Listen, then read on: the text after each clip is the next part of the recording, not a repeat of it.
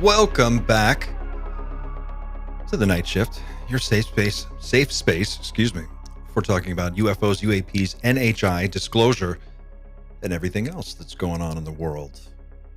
It's Doomer Friday. I don't know how doomy we'll get. I feel like we might get a little doomy. I've got some weird stuff for you guys.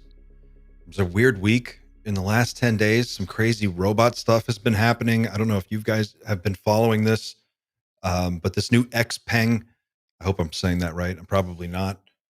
Iron humanoid robot debuted, and it looks so human.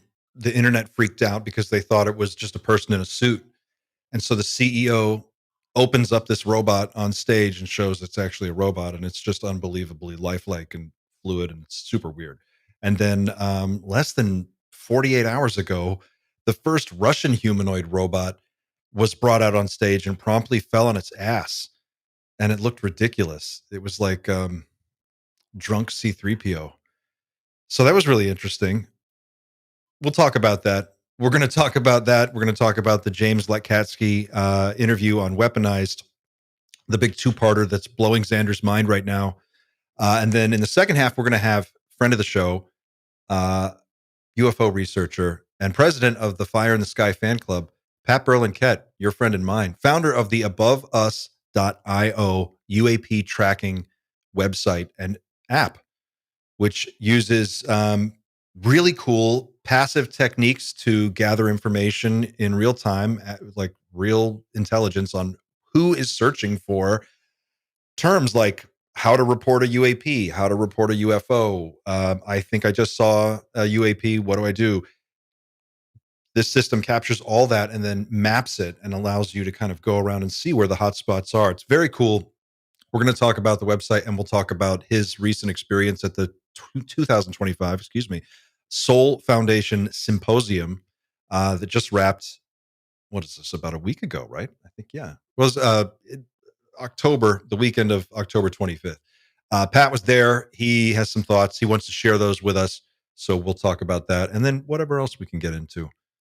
We'll see how it goes. Shout out to everybody in our chat. Great to see all of you here. Shout out to our awesome mod squad. Chris, great to see you. Thanks, buddy, for keeping everything safe and secure. Thanks, Mr. Justin, for doing the same. Zoltan, everybody, you guys are the best. So please hug one of your mods today, or give them a high five, or just a fist bump, or just give them a nod. Something. We owe them that much. Maybe a like. A like. Yeah, and hey, smash that like button. We have 165 people in here, and we're only at 54 likes. So let's see if we can get that up to at least 100. I think we can do that.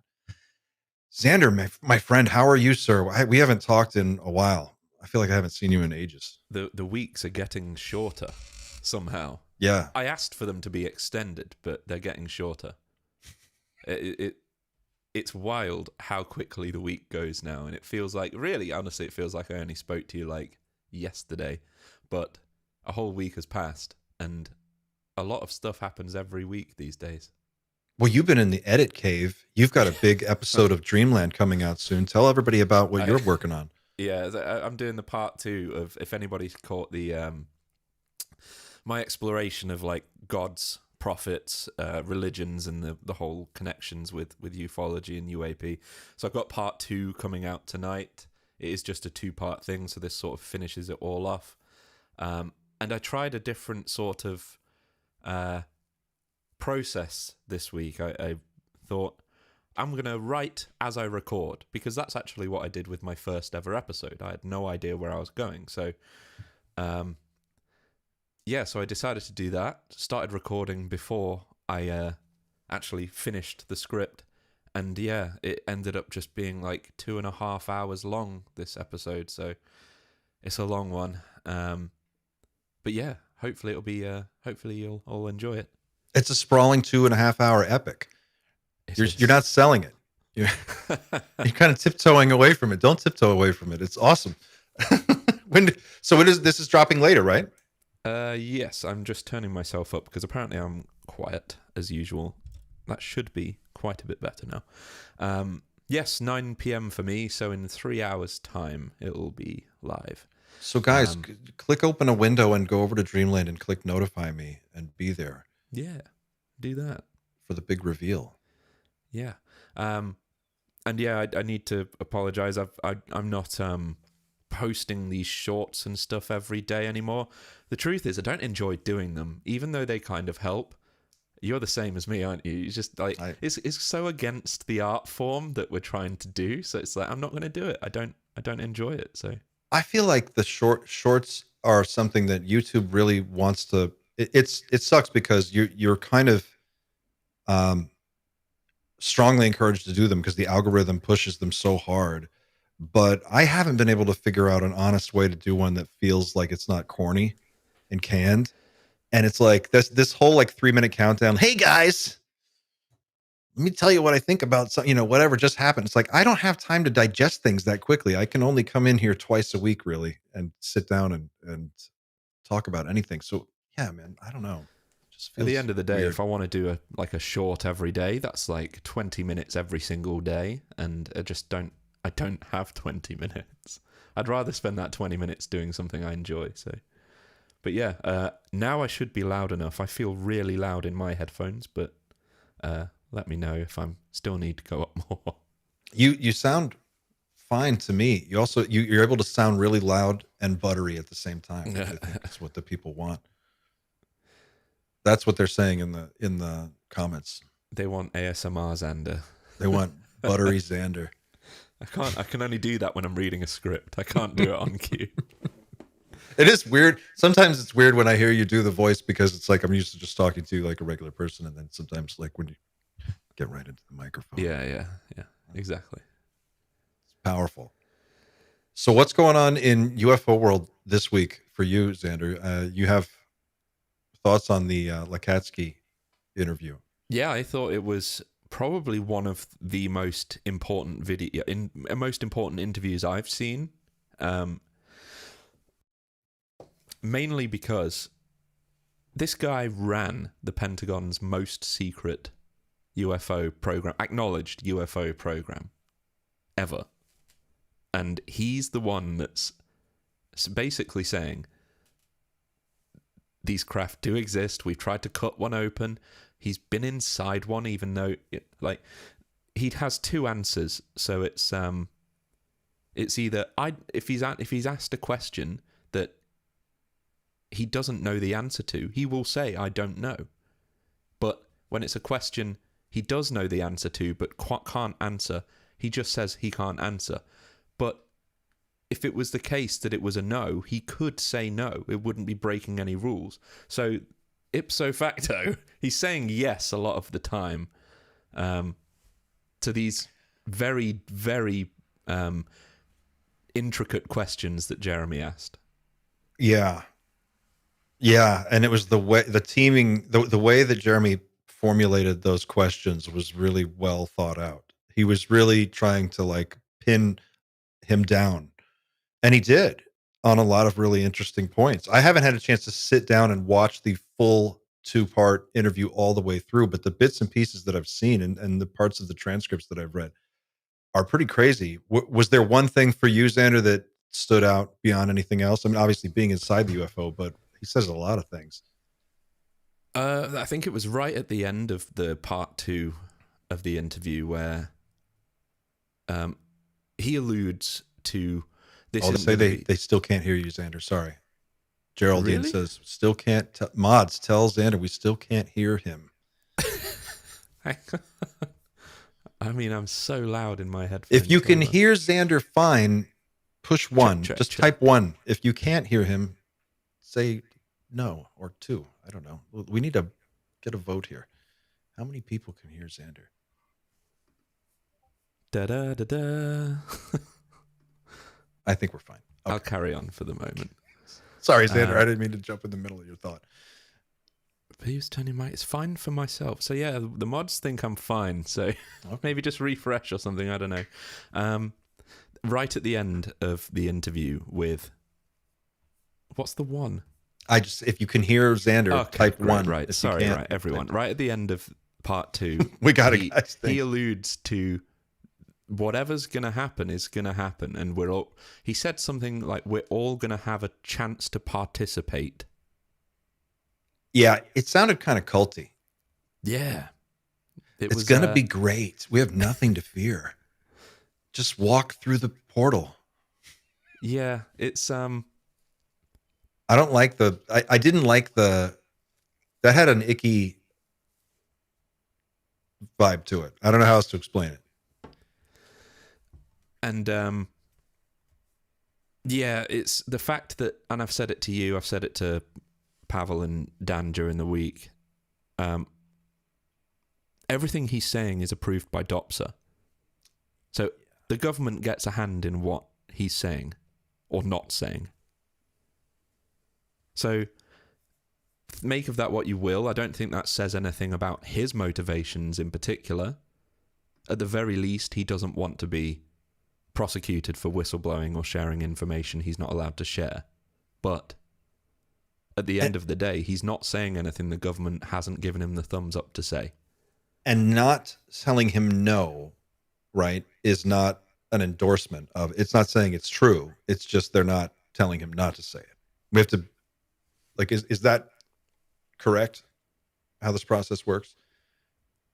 Just because it gets through does not mean it's necessarily true. It just means they didn't. Oh, yeah. It wasn't something they felt was necessary to redact. Yeah, he could have made all of this up. That is true. Right. He could have made all of this up, but we have to consider his motivations and his pedigree as part of, I think it was ORSAP or ATIP, one of the two. Can't remember the name. I always get them mixed up. And Kona Blue. And Kona Blue sounds like a delicious drink. That's going to be a drink. If we do a night shift, Dreamland, Psychoactivo, whatever, like live event, we're going to have the Kona Blue. It's going to be a beverage. Right. Apparently, I'm still not loud enough. Maybe I should hop off and hop back on. I can turn myself down. Fawn said that I was too loud and comparatively. We never have this problem. We're the guys that have the audio sorted out normally. I thought we were. But anyway, and I think it's something to think about is, are we just firmly in the hands of controlled disclosure? That's a question we should probably ask ourselves right now. With the consider the other people that are giving us the most satisfying testimony at the moment. We've got Lukatsky, and basically the whole cast of Age of Disclosure, who are all government employees and have, in the past, most of them, if they've released a book, that's gone through DOPSA. Anything Mellon says is approved by the government. So I don't know if there's any uncontrolled disclosure going on right now. I feel like it's a mix. He also said there's a lot of counterintelligence operations running side by side, like by unknown agents doing different things for different objectives, which was an interesting. So there's all kinds of stuff out there mucking up the conversation. And then there was a mention of people who speak with authority but don't really know what they're talking about. Do you know? Yeah, remember that part? He alluded to people that have testified that have gotten things wrong. And was it people who had testified, or was it just, I think, like, he's personalities? He's literally talked about people in hearings giving false information. So interesting. Yeah. I wonder who it would be. I don't know. Care to hazard a guess? You want to put your neck on the line? No. I just don't. I don't know. I don't know enough to know what's up or down. I think that's the whole point, right? Like the in the middle of a. So I just the fact that they're doing it, they're putting the information out there, to my mind, doesn't constitute a complete or I don't know. Disclosure is probably too complete of a word, right? It's like a release of information, but a disclosure almost, to my mind, suggests some kind of change in business as usual after that point, right? Like the disclosure point is such a big inflection moment that after it happens, things cannot remain the same out of necessity. Something's got to be different about day-to-day life. You would hope so. Or otherwise, it hasn't really been much of a disclosure, right? I mean, because if it is as big a deal as we're all saying it is, then that information coming out should have repercussions that are. Well, I think even I think I called it milk toast disclosure at some point. If we get that level of disclosure, I think even the bare minimum has a chance to radically change the status quo in terms of like everyday life. Maybe even something as simple. I mean, the amount of times Lukatsky talked about being able to go into an aeroplane that can just take off and land anywhere at once, and you can go, like, it makes travel much easier. He spoke about that several times to the point where I think that's probably the kind of technology we could expect. Is maybe popping to America isn't quite such a big deal as it has been this year. Well, and think about global trade and shipping, like the cost of that dirty, nasty, heavy diesel they use to send container ships across the ocean, like all of that. I mean, with the commercial air travel plus commercial shipping account for what huge percentage of carbon emissions every year.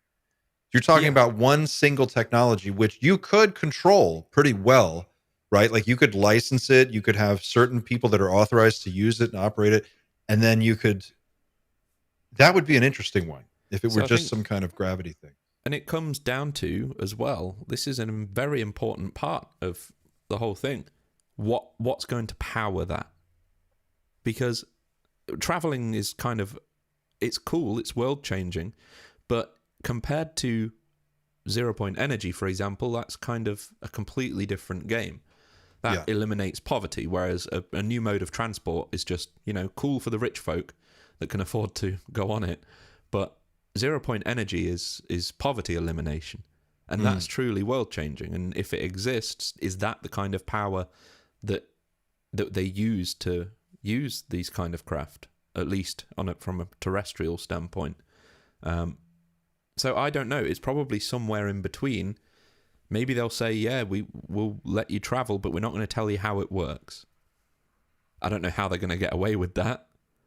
Well, it's an interesting question, right? Because it's like you can put a nuclear reactor on a submarine and you can put a nuclear reactor on an aircraft carrier. But why don't we have nuclear reactors in our cargo shipping vessels? Why isn't the whole, commercial shipping world powered by clean nuclear energy? Because it'd be a shit show. There'd be no way to really guarantee where the material is.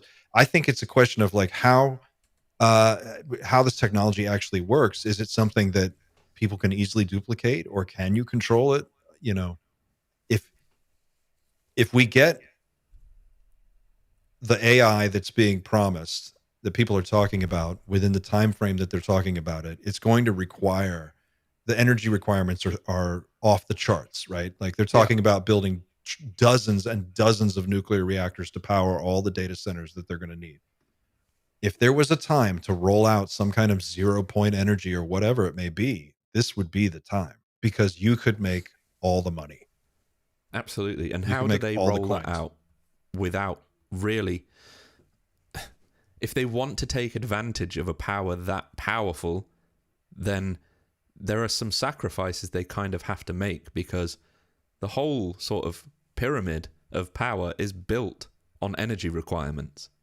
And if I don't need to go to the government or a large corporation for my energy, because 0 point and basically empowers all of us to be able to live off grid, in essence, that kind of throws themselves under the bus a little bit. But it creates a different game board, right? Because like you're talking about a future, a near-term future where there are certain people in Silicon Valley who are already looking like beyond politics. They're thinking of like post-politics world. Peter Thiel has talked about just using software to brainwash people into like agreeing to basically whatever, and circumventing government processes altogether. These guys are thinking about how the next century or two or three are going to unfold. And the person or persons who control the most powerful data centers, I think, will control the machinery of the future civilization, right? Like that will be the most valuable thing that anybody can own, because everyone's going to have access to all the power they need. Um, AI tools will be ubiquitous. Like, there's just going to be so much for average people to have access to. The only thing that's really going to have value are the actual data centers, but they only have value if you can power them. So if you can take unlimited, somebody was like, oh, in the comments, they said you can't monetize, or they have trouble monetizing 0 point energy. Maybe because it's so cheap, there's no money in it, unless you can plug that unlimited energy into these gigantic data centers and then convert that into processing for AI, right? And you're just powering the giant AI of your civilization through that means. I guess it all comes down to what is the if the consumer knows that what you're supplying to them cost several times less than what you're selling it for, at some point consumers say this isn't fair. And they do a really good job of masking that at the moment, but it can only go so far when you know, a subscription to ChatGPT becomes so important that people basically pay like a mortgage worth every month for a subscription to this amazing power. But they find out the data driving it is basically powered by data centers that are free for the company to run. So let's say the service, in terms of cost per head, is like $1 per subscriber, but you're making the subscriber pay hundreds of dollars. If that information kind of goes public, then at some point the public will have a line and it will say, why are you charging me 500-600 times what it costs to supply this to me? Because at some point, some of these things also become human rights. It's like people trying to patent water. So at some point, you won't be able to get along in the world without using AI on a daily basis. Oh my God, we're almost there already. Yeah. It, you know, to the extent that people have relied on it so heavily in the last 2 years, it's become a habit. I mean, it's exactly what happened with the internet. It was, you know, it was like, who would use the internet? Oh, that's weird. And then, you know, a few years later, you couldn't imagine life without it. It's exactly the same trajectory. At first, it's a novelty, and all the scientists and the pundits, they all kind of like play it down a little bit. But every single time we've been wrong, and the only time that we've kind of been right is VR, because it's not really taken off. We're not all wearing headsets all the time. It's arguable that the technology just isn't quite there yet, like from an affordable standpoint. But everyone sort of thought the internet and the actual home computer itself, they were like, what would I actually use this for? And now look at us. Yeah. Like we do most things on the computer that are necessary for us to get along in society. That's the point I'm kind of driving at, right? Is like, ultimately the AIs are going to be in charge, right? So the people who are going to attempt to hold on to control as long as possible, the humans that are going to try to be in control, will be the ones who run the AI companies. We all know who they are. Their biggest hurdle is electricity. That's what they need, right? So why is Silicon Valley suddenly interested in UFOs? Well, there's an answer. Right? Like, if you're looking out at the game board and you're like, the bottleneck is power. It's literally just electricity. Who can get the most of it as quickly as possible to build all the data centers and run them? That's a good reason to declassify, even in a limited way. You know, but then you open a can of worms. It's like, well, okay, well, who knew what, and when did they know it, and why weren't we told this before? And I can see why you would want to stair step a disclosure process like what Likatsky and kind of what you mentioned earlier, right? Because he even says, I think Jeremy asked him directly, are you guys getting like the green light to say certain things? And he said, sort of, yeah, more or less. And when he was going into a question that was basically for the next interview that he'll do, maybe, I mean, and I think there's a third part to this interview, but I'm talking maybe interviews down the line. Yeah. like years or so. There are answers where he just goes, not yet. Like, Right. he knows there's an order that's planned for this information. And at the moment, it really is. They're trying to give us the bare minimum to maintain the control over the situation that they currently have. I Think don't see about that changing. how fucked up that is, because if this is the bare minimum, I mean, good Lord, look at what we're already talking about. And that's the minimum. And then he goes a step further and he's like, oh, it's even weirder than you can think. Yeah. It's And weirder than all that. here's probably something worth connecting to here, because I know I've said earlier, he alluded to basically like maybe air travel will be the big revolution that we get. And Elon Musk said something really interesting on his last appearance on Joe Rogan. Have you seen this? I saw a clip of the appearance, but I didn't see the whole thing. So Shall no. we? I mean, I can share screen if you're not afraid of getting copyright strikes. Oh, Rogan will totally You screw think? us. Yeah, oh, yeah. What about audio? Bill Maher shut me down for Yeah, he a did. week. What if? I mean, Just- we're Well, going to comment on it. let's just talk about it, because it's all automated. I won't have any control of it until it's all done. So basically, YouTube have implemented like an auto detection soft service for all partners, and so now With an itchy trigger finger, I have to say. it's basically like a one-click like open a claim against it. So people are just kind of getting claims everywhere at the moment. Basically, Elon alludes to them unveiling some sort of flying car before the end of the year, and obviously Elon is always early, Full of shit. Well, he's quite often he underestimates how long it will really take, but clearly something's going on, and it's not going to be your conventional like fan car, because we know those just aren't realistic. I don't know, man. I wonder about Elon, because really what I think happened was the stockholders were like, you need to get out of politics and you need to get back to Tesla and you need to do your fucking job and start running this company, because we only have 3 fucking cars, and there's other competition out there. I think when he isn't put in a position like that, he tends to say out like crazy outlandish things like, oh yeah, we're going to have whatever. That being said, even though his timelines are insane and wrong a lot, he does deliver on some of it. There. He gets there eventually. Like, arguably, the Tesla really was revolutionary. Like, it was. For its time. Yeah. And obviously now everyone's followed suit, and he's doing things at SpaceX which are incredible.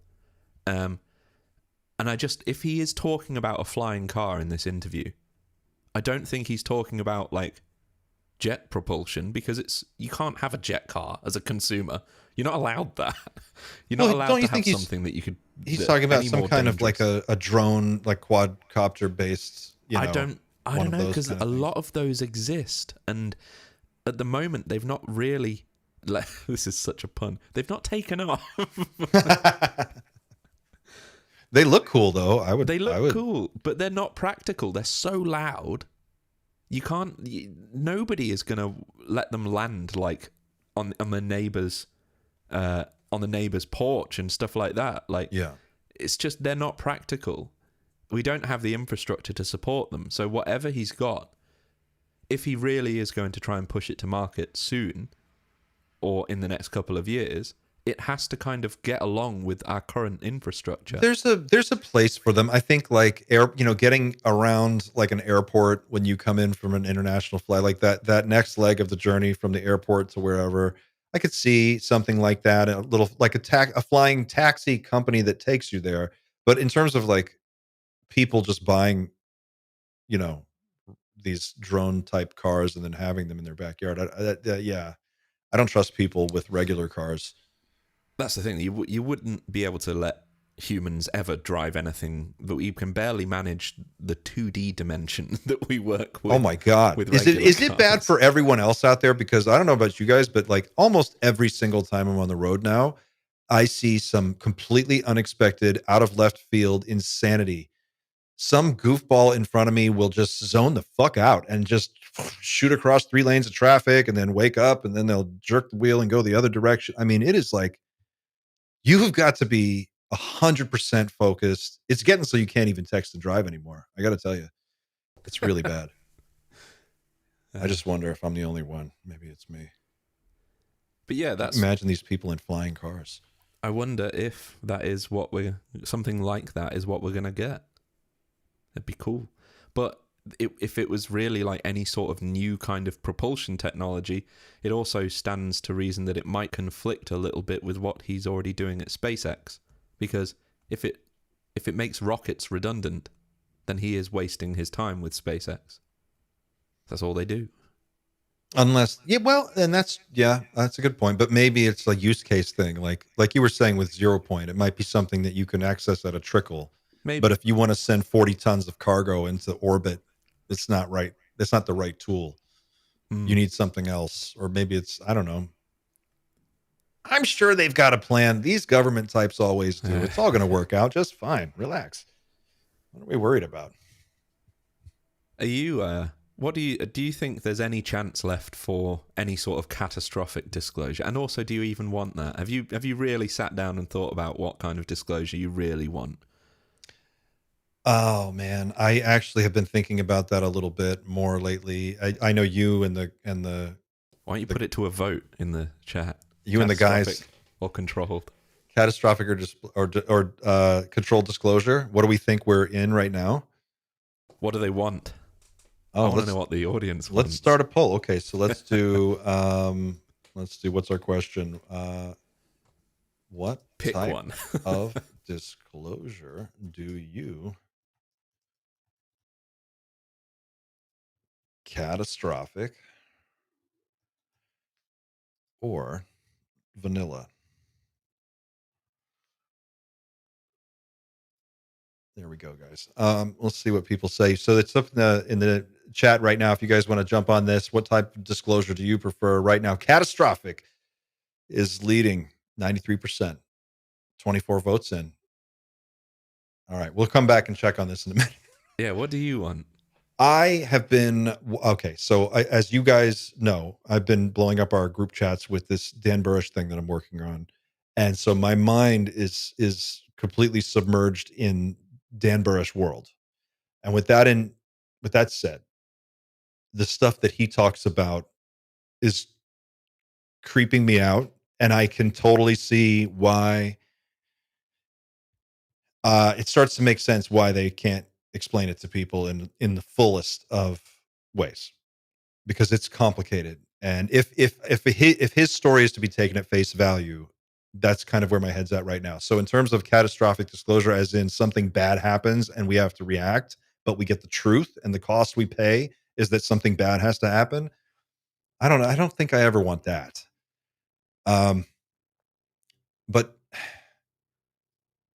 I don't know what controlled disclosure is going to, for me, it doesn't count unless it changes something in my lifetime, or that's not a real disclosure. For me, it would just be, like, okay, we just put some information out there. And, if at the end of this, it's like, okay, you guys just do whatever you want with that information, but there it is. And they just like kind of release some files and it doesn't ever really go anywhere. And there's no real noticeable difference in anything after like 10 years.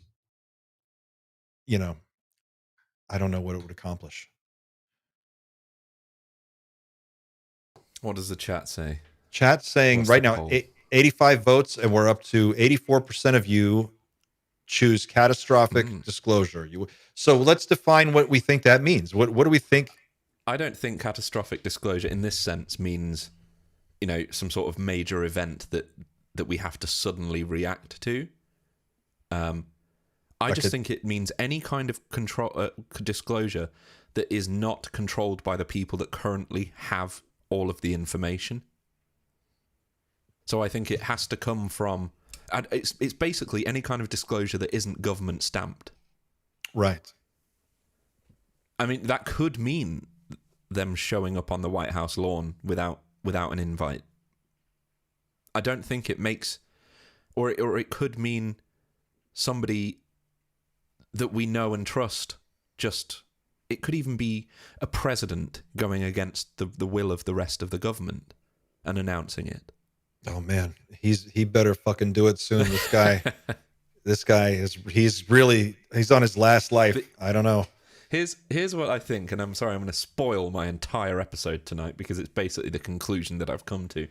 So we've been interacting with this stuff since before recorded human history. That much I'm pretty confident of. If it exists, it's been here for probably from before we were here. Okay.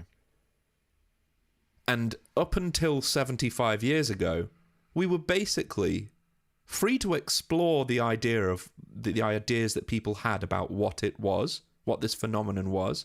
People called it loads of different things. We called them like star people, gods, angels, demons, everything. And then it was aliens, and now we're probably the most apt description, because we were admitting we don't know, we're calling them non-human intelligence. That's basically what we can say for a fact. It's the most accurate, but also gives us the least amount of information, like context to deal with.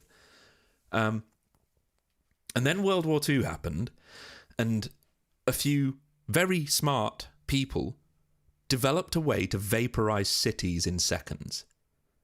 And it just so happened, around that time, Roswell happened, and all of this apparently, allegedly kicked off the secrecy. And if we're to believe the UFO lore, then the people that managed that secrecy are the same people that developed the bombs, that they chose to vaporize hundreds of thousands of people with. They're the people that we're trusting with this secret. Right. We, the Americans, dropped 2 atomic bombs on civilians. It's really important we point that out. My dad gets mad at me when I bring that up, but I'm like, these are people going to work, like kids going to school, Yeah. Like on their way. There was one guy that was in both. He survived Right. the first and went to the second. Can you imagine? And then the Americans do this, and then after the war, we take all the Nazis and we bring them over. And that's who later basically turns into NASA, essentially. They kickstart our aerospace program. And then after moving here, they go on to like have kids and families. And there's a lineage in Huntsville, Alabama of people who are descended from these German scientists that came over after the war. And these are the people working on all this stuff. It's a very interesting question. Like, what the fuck is going on? And to whose benefit? For what reasons? I have so many questions, and I'm so suspicious of all of the excuses. And I think this is where most people are at. They're like, oh, it's weirder than you can imagine. Well, fuck you. I can imagine quite a bit. So why don't you just try me and we'll see how weird it gets. I'll let you know if it's too weird. They're the ones that they split the atom. Great, that's really smart. That's really getting down into the fundamental nature of reality at this point. There's insane amounts of energy to tap once we're there. So if we haven't done this several times before, that's a whole other theory about like older humans may have had this technology and then, I don't know, hurt themselves, so we went back to square one and we were reset or whatever. But like, let's ignore that for a second. With the splitting of the atom, we start to then understand the very fabric of reality to the point where the human population probably has a better chance than ever to finally understand what's going on. And they classified it for allegedly for the benefit of us. Yeah. For the whole of human history, we've had access to explore this as much as we like, and then literally the people that developed the way that we could blow up our own planet, they're the ones we're apparently trusting with a controlled disclosure. I'm like, right. I don't trust that controlled disclosure. I'm sorry. Yeah, and I think that raises the bigger point that kind of rises out of that line of questioning is who decides who has the authority, the ethical authority, the moral authority, the ethical, training and understanding to make the correct decisions here. Like how are these people chosen? Who are they accountable to? What are the stakes? And yet, to some extent, I guess, these are questions that we may never get answers to because, that's just how the world works. But if disclosure is going to take place? And I guess one metric for measuring if disclosure has taken place is there a transfer of authority over this topic to some accountable civilian group that can make incremental progress? And, will this lead to further developments and further um, advancements? And will that be happening out in the open? That would be a form of disclosure I could understand and get behind. There's also evidence that even when it's been in the classified hands, they've literally used some insight that would really probably change the world. Yeah. Project Stargate, if it really did show some sort of efficacy where what they were remote viewing was really making a difference to the point where it was worth keeping a secret, why did they use it to just spy on a submarine in Russia?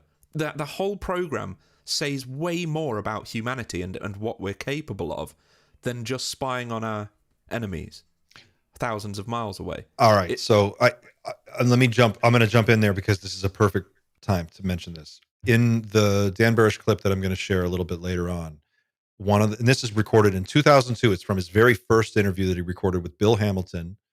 And in this interview, he talks about being brought into S4 for the first time. He talks about being recruited, being actually brought in, briefed, the security protocols he goes through just to get into the room to be told what the fuck he's going to be working on. And then when they tell him, he says no.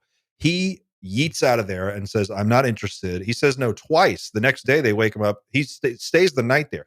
Anyway, the point is that when they finally do explain it to him and he's just like, oh, I get it.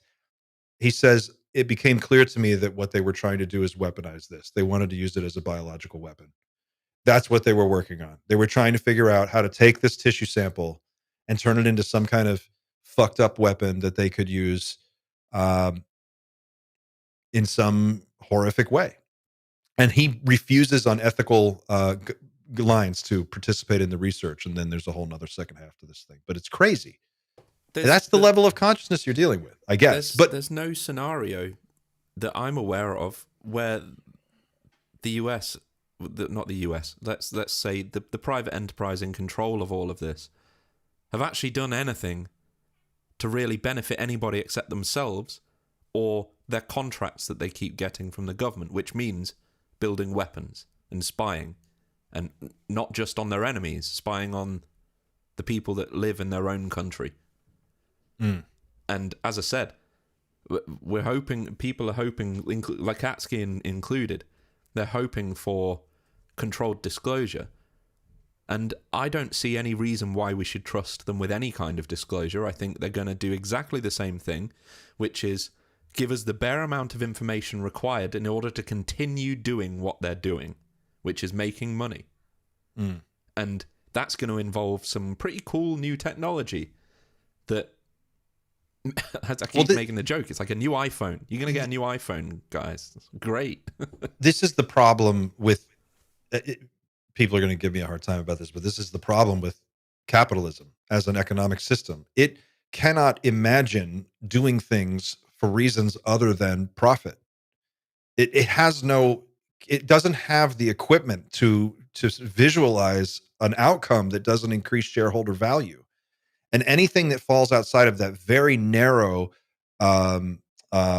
function is considered wasteful and an actually bad management. And so our system, the way with which we organize all of our best thinkers, all of our best engineers, they're designing better iPhones or better surveillance AI or better weaponized drones. They're not out there designing ways to make clean water available everywhere. Like, that's just not what they're doing, because the system doesn't reward that. And I think this may be the giant blind spot that the United States or the world finds out about later when it's too late. We tried to use a system that is incompatible with the type of technology that we're looking at, because the technology that we're looking at is limitless. And capitalism thrives on artificial scarcity.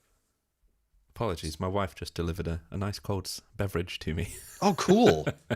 That's nice of her. I wanted to do that thing from the Monty Python sketch. Was it Monty Python? Which thing? You sent me a link to it the other day. Thank you, whatever. Oh, thanks. Thank you, Brigitte. Thank you, Brigitte. But yeah, you're right. You're right. Cole, the wonderful designer. I know you flashed this up earlier, but it's a good question. Yes, Cole says... Yeah, you go ahead. The more I think about it, I'm not sure vanilla disclosure is even possible. It's always going to be half-truths. Maybe the most important thing isn't getting their technology. Maybe the most important thing isn't getting their technology. Thoughts? I think Lukatsky basically said that. That's kind of what he was saying. Look, nuts and bolts are great. You can look at the technology and there's you can infer things from it, and you can probably build some really cool shit based off of what you understand of the technology, but it is only a fraction of the total picture. And then he later on says, it's going to be beautiful. Everyone's going to have a chance to participate. It's a visceral reaction when he talks about that as well. There's no hesitation. There's no rehearsed line. He's just, you can see it in his face. He goes like, oh, no, yeah, this is the tip of the iceberg. Like, he knows that we're like, the nuts and bolts is the vanity section of this. Like, the other 95% is really understanding, like, what's been going on for thousands of years. Well, that is the real $64,000 question, isn't it? Like, what is so big that it affects everyone? It's something we're all going to be able to participate in. It's inescapable. It's got Lou Elizondo building a bunker. Lukatsky says it's going to be some beautiful thing. Like, it's starting to get weird out there. These guys are not just nobodies. These are very significant, very important people saying really weird shit. Mm-hmm.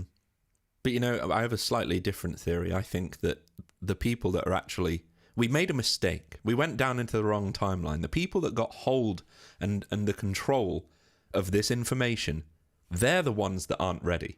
They're the ones that experienced ontological shock with the information. Yeah. And I don't think that's the case for everybody else.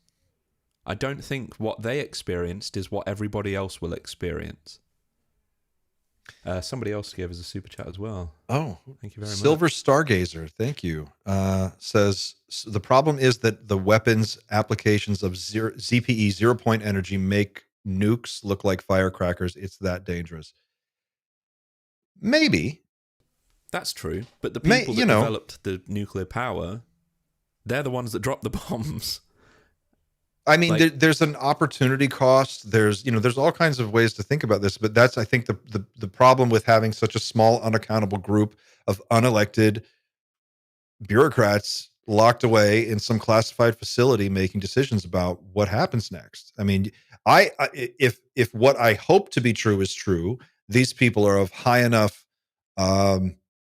sense of honor and ethics and morality that they would recognize that limitation and try to push for an outcome where control over this is brought forward to a civilian authority and put in the hands of people that we can elect. Right? Like, that would be that ideal, but I don't think that's I don't know. I don't think that's any likely. way they'll give up this information, because they have a long, dark history. They have 75 years of doing basically whatever it takes to keep this quiet at this point. Like, we can talk about the specifics in a whole other episode, but we know there's some pretty dark shit that's gone on. Horrible threats. Can I you can, if you need to get up and just take a break from Dan Burish, that's okay. But can I show you this clip that I want to share with you guys? Let me see if I can make this happen. It speaks to exactly what you're talking about. So let me cue this up. I'm sorry, Xander, please carry on. I'll just pull up the clip. I can't remember what I was talking about now. Just the level of secrecy and how it's so tightly controlled. And because people can't handle it? To get woo for just a very small amount of time, because I know there's no evidence to support this. This is modern day prophets talking. When they say they can't see, when the remote viewers say they can't see past a certain date, when we have Dan Sherman saying the sun is not what you think it is, and we have obviously the most famous of all, Chris Bledsoe, saying there's going to be a consciousness shift next year. Not there will be new knowledge in 2026, and we have a whole host of other people saying there will be a consciousness shift.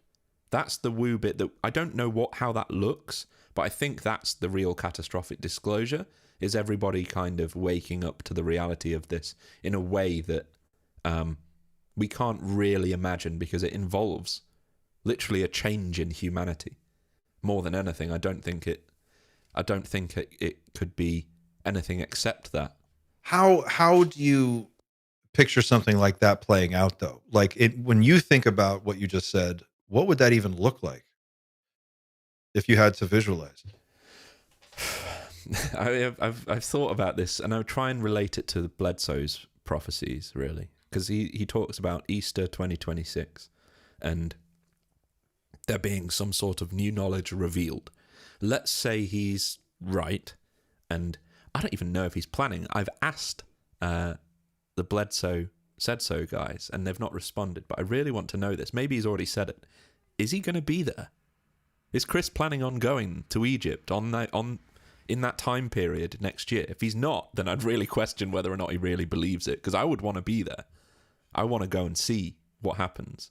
And it just so happens that, is that at Abydos? Where is he going to be? No, he's going... no, it'd be literally the Giza complex. The Giza Sphinx complex. In particular. In my head, some sort of celestial alignment, or the sun rises in a way that shines on the Sphinx in a particular way, revealing a new chamber, right? We discover new chambers all the time. Like, maybe this is what happens, and we go inside and there's just the lost scrolls of Alexandria, or the lost knowledge. That's kind of the way I see it happening. And then we read these texts, and we can very quickly start to decipher our real past. And when we learn about that, maybe that's the consciousness shift that we can get access to.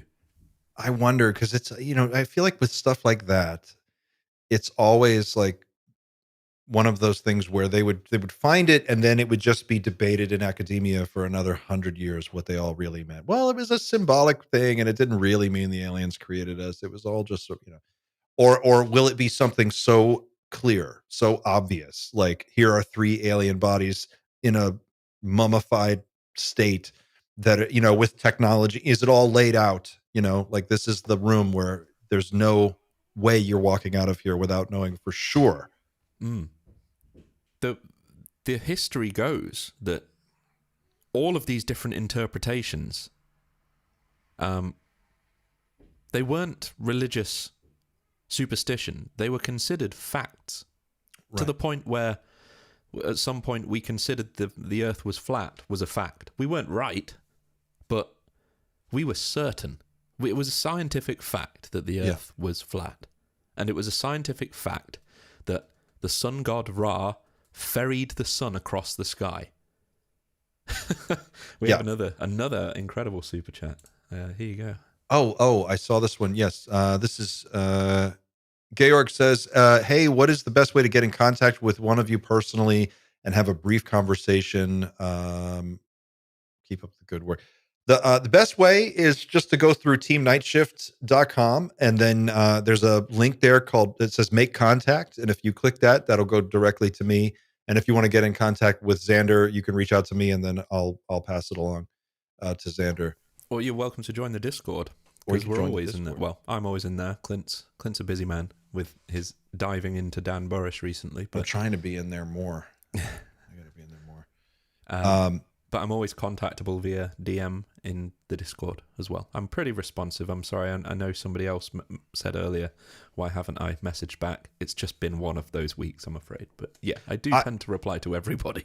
I was thinking about that, and I think we did that kind of hangout in the Discord, which was such a hit. That went really well. We should probably do one of those again soon. I know you're in there all the time, but like, it would be cool if we got... I'd love to. We have another super chat from Larry Jones. Oh, Larry Jones. Larry Jones, can we perhaps, when fully conscious, gain access to all the knowledge available on the Hill?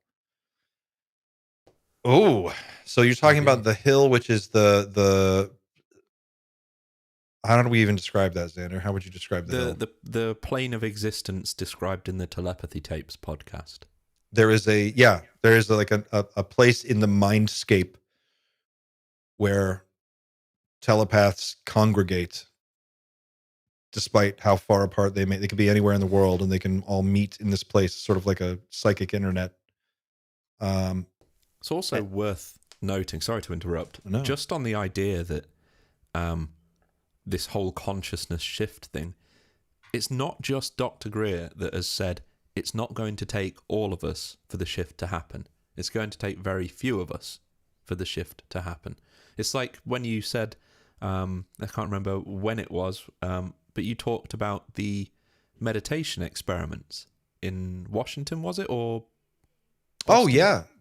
They did. There was through I don't know if it was through the David Lynch Foundation, but it was through the Transcendental Meditation organization that kind of it oversees TM, and they did. So Transcendental Meditation, as I understand it, is one of the most highly researched forms of meditation, and they, in particular, fund a lot of research into it, and they do brain scans on people. I saw one amazing demonstration where someone did it, and in real time, they actually have them hooked up, and you can read sort of their brain scan. You see it going on the monitor, and they change their brain patterns in real time. It's very cool, but yeah, I don't know. So that's consciousness shift on a grand scale. Yeah, and most of the people participating in that weren't even aware of it, because if the whole city's crime diminished, and it was only less than 1% that actually intended to try and direct the crime to diminish or just meditate, then that's literally less than 1% having a conscious effect on the rest of society. Well, think about the conscious effect that all of the negativity has, right? Like, we know it's been proven in internal documents that were leaked from within Facebook before it was Meta. They did internal studies where they used users of the Facebook platform as unwitting guinea pigs in an experiment to modify behavior. And what they found, and they were able to show and demonstrate repeatedly, is that they can modify how you think, and they can change your emotional state by just showing you different things in your feed. And they can do this in real time.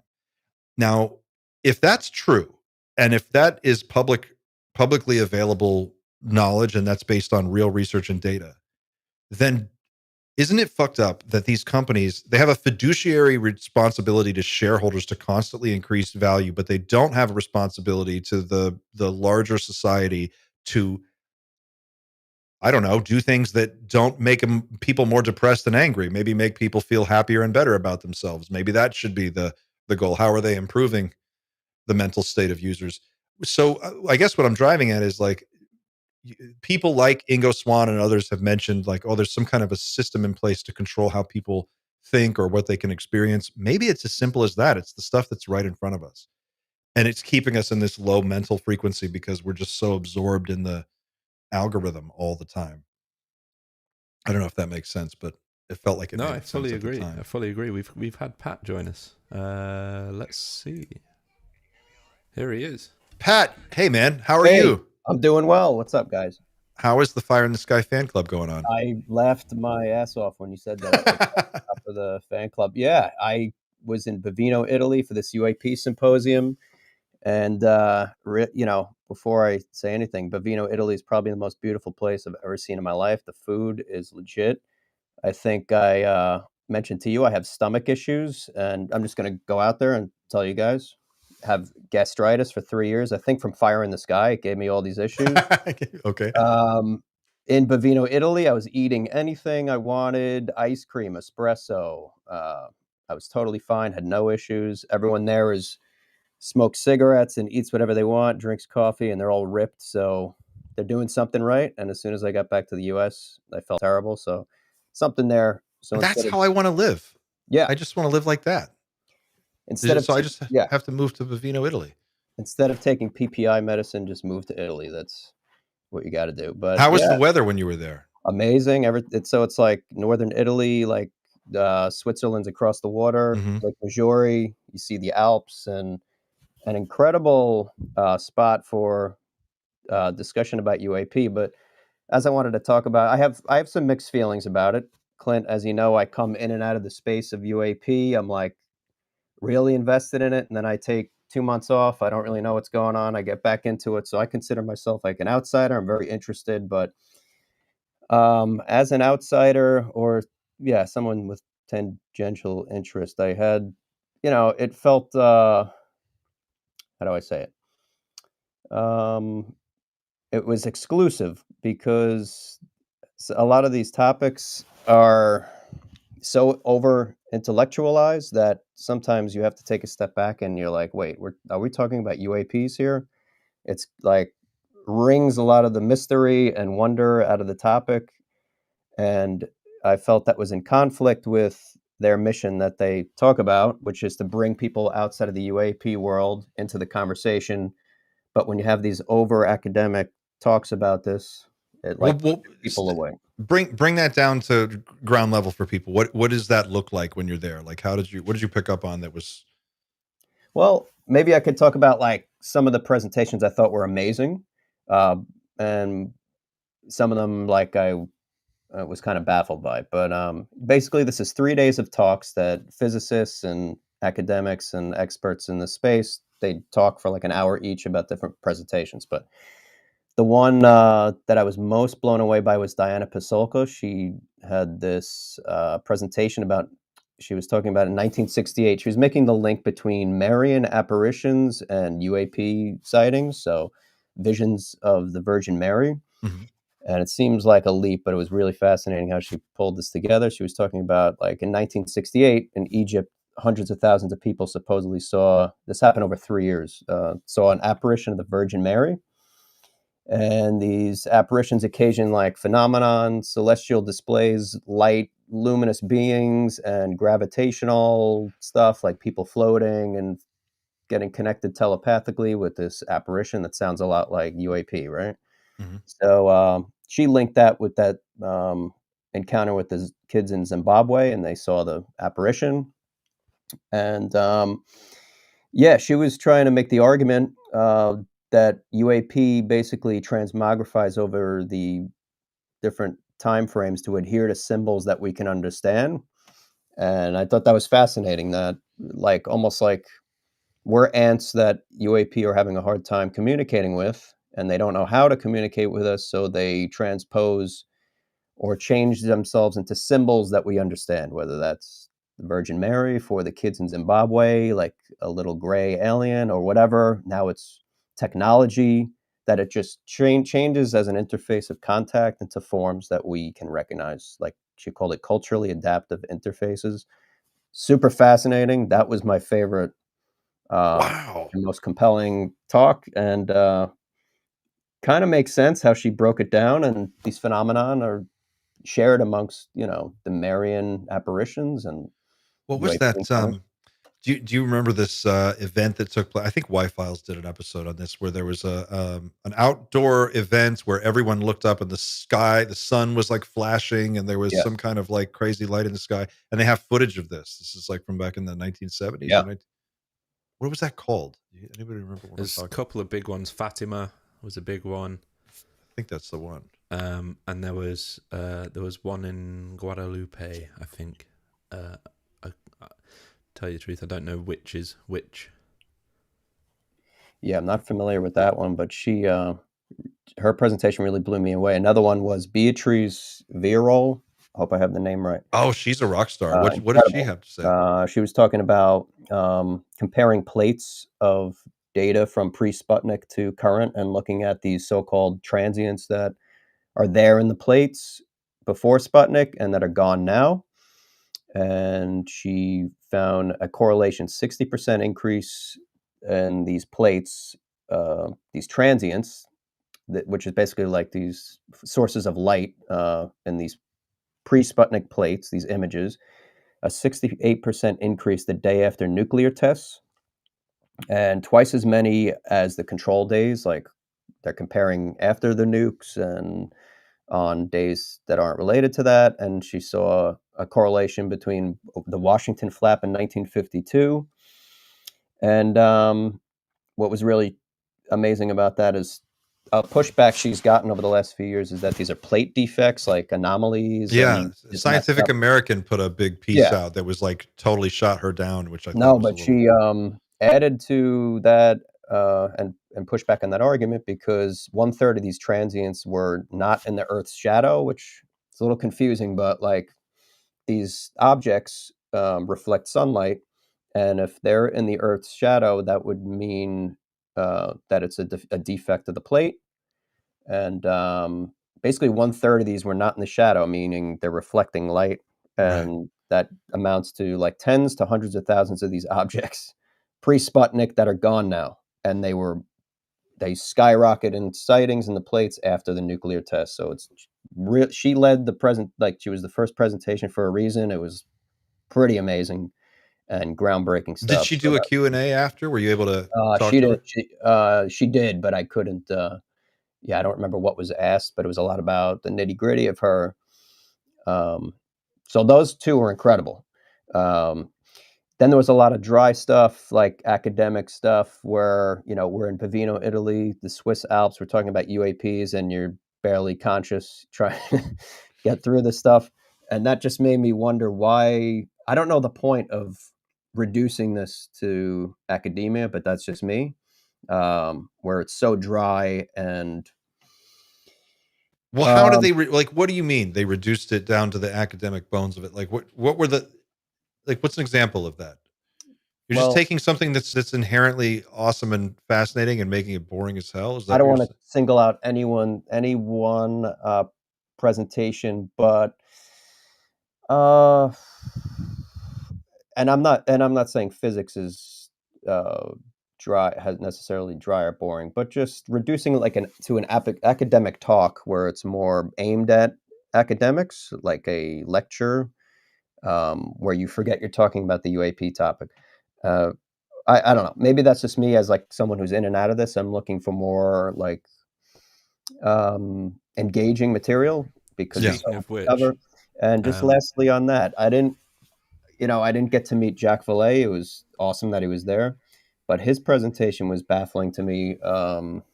It was about Haynesville in 1966, this sighting I never heard of, which he called the most exceptional case, one of the most exceptional cases in history from a data standpoint.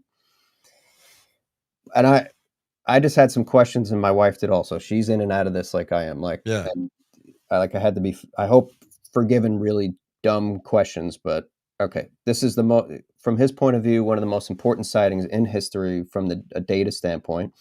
I guess with this sighting, this couple with their kids was in a station wagon in Haynesville.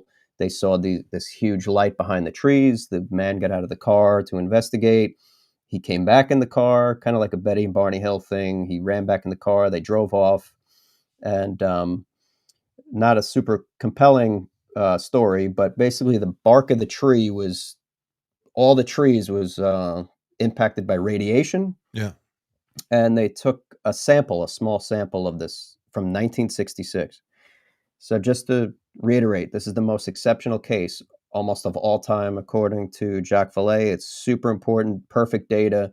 They have a small sample of the tree that they have not yet cut into since 1966 to investigate it because of the small sample. Here's a dumb question, like really basic. Why, if this is so crucial and so important, why did they take a sample that's the size like a thumbnail of the tree? Why not? I would take like 10 trees down with me and have It's a that great as backup. question. And it's just I don't. It's just like stuff like that that doesn't if make any it's sense to me. if it's anything like the moon rocks we brought back, then it's possible that it wasn't originally the size of a thumbnail, and maybe Mm, they've already cut mm, into it several times. I don't know. mm. Maybe he said like we've They've never never cut into messed it. with it because they don't want to destroy the sample because it's so small. And I just don't. I wanted to ask him that, but I didn't. I felt it was so basic a question, but I was like, why not? If it's so crucial, why not take better samples? Or it's It's a just stuff fair like that question. that just don't make sense to me as kind of a pseudo outsider to this topic. Well, I think this is the how many they've done 3 or 2 now. Is this the second one, right? I think it's the This is the third. third symposium. Yeah. Third. Okay, so they're finding their legs. They remember the um WrestleMania 1 was awesome. WrestleMania 2 was awful. WrestleMania 3 was great. Yeah. You know, so I think it's like Soul. You know, you never know. Maybe they Yeah. just have to figure it out. And I do think part of it, especially for the Soul Foundation, is that their whole thing is bringing academics into the fold. So it's a lot heavier on the academics stuff because that's their core group. Basically, they're the trying to Invisible reach out to. Colleges Symposium. It's like all of the guys, the scientific minds that are effectively privy to exceptional information. So we got like Jacques Vallée, Gary Nolan. It's all those guys.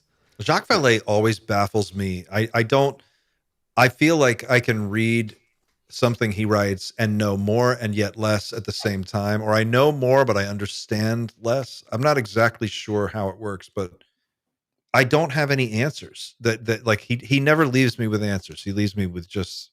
That's exactly how I felt. Questions to and ask. it's not like you said, it's an incredible feat to pull this off, and especially that this is only the third time they've done it, and getting all these people on schedule, and it's amazing what they're doing.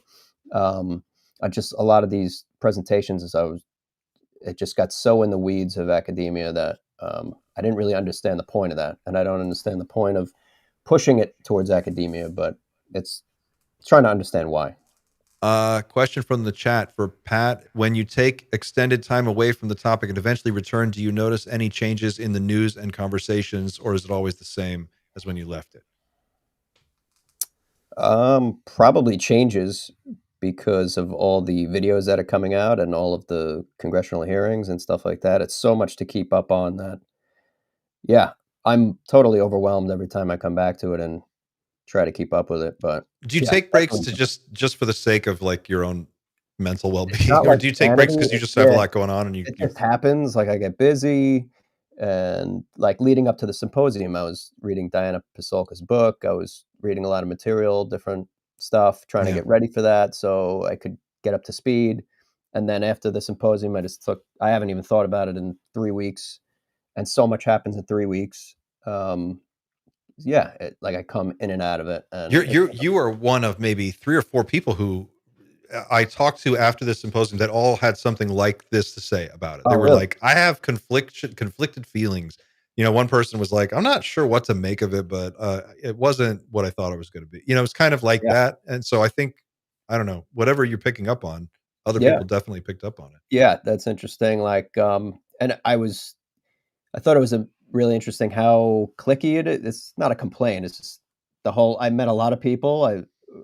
A lot of this was the reason I went, a big reason was to discuss my app Above Us and try to meet people who could use this data somehow and collaborate. And so a lot of networking stuff, but the clickiness of everything was really funny to me. Like there's clicks. It was like people you felt weird approaching. We noticed that in DC. It was weird. And I tried I'm not like great at the networking thing. It's really, not my forte. I really tried, but I met some great people, and actually met Ryan Graves over there. And we're happy to say that we're now collaborating. Oh, cool. Yeah. So can you talk about how, or is that too early? So he has a nonprofit ASA, Americans for Safe Aerospace. So we're kind of collaborating. I'm helping them with their Google Ads side and to get UAP reports and take advantage of their Google grant that they received. And I'm sharing my data from the app with them, and we're collaborating and sharing data and stuff like that. So that's been amazing, and got to hang out with him, and that was really cool. And I have a person I'd like to introduce you to. I think might be interested. That'd be awesome. I wanted to walk up to Jacques Vallée. I felt like a dumbass, so I didn't want to bother him. He was outside hanging out. A couple people like that. Should. Oh man, you would have been great with Jacques. You guys are both data guys. Yeah. I know. It was like it's hard to explain, but it was like half vacation, half symposium. He was hanging out, drinking an espresso, and there were a ton of people going up to him. And so civilized. That's the one. That was the one guy I didn't get to talk to, but I met a ton of people and just talked about the app and shared ideas. So I was happy I was able to do that. And Beatrice would be another person I think who would be interested in the data collection that you do. Well, tell people a bit about the website and the app, right? Because Yeah. I mentioned it before, and you've been on a couple of times to talk about it. But for people who don't know, the website is AboveUs.io. Right. Yeah. And what does it do? Yeah. So I launched it last Halloween, actually, about a year ago. And I've been in search marketing for 15 years, which involves buying keywords that people type into Google. It's a massive industry, has made Google hundreds of billions of dollars. Basically, when you type in anything into Google, the first result that you see, the first few results are ads. And that system is called Google Ads, search engine marketing. And I'm the intermediary between advertisers and Google. And for 15 years, I was doing this just to make money and, you know, build client bases and sell people products and services they don't really need. And in 2019, a number of things happened where I realized you could use this not for commercial purposes, but to help people. So I was buying keywords related to suicide and drug seeking and spent a lot of money on it out of my own pocket, just out of curiosity. It led to a lot of cool things like research projects and different studies, which I still do and work with nonprofits. So it's gotten really rewarding over the last several years. But anyway, I've always been a sci-fi fan and interested in that. And I wondered what would happen. What would the implications be of broadcasting Google search data through an app?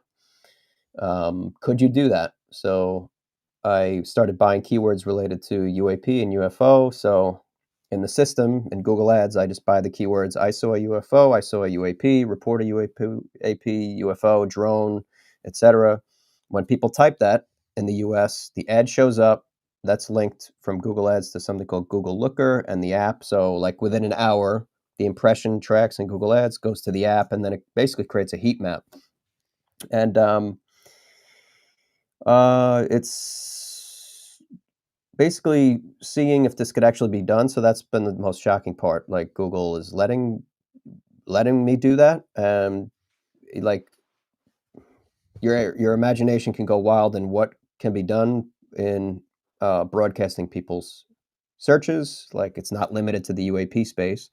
You know, one thing I wanted to try was buying keywords related to abductions and strange phenomenon.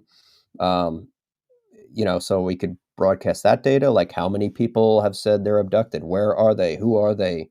Can we put that on a map? We could if we did the UAP keywords.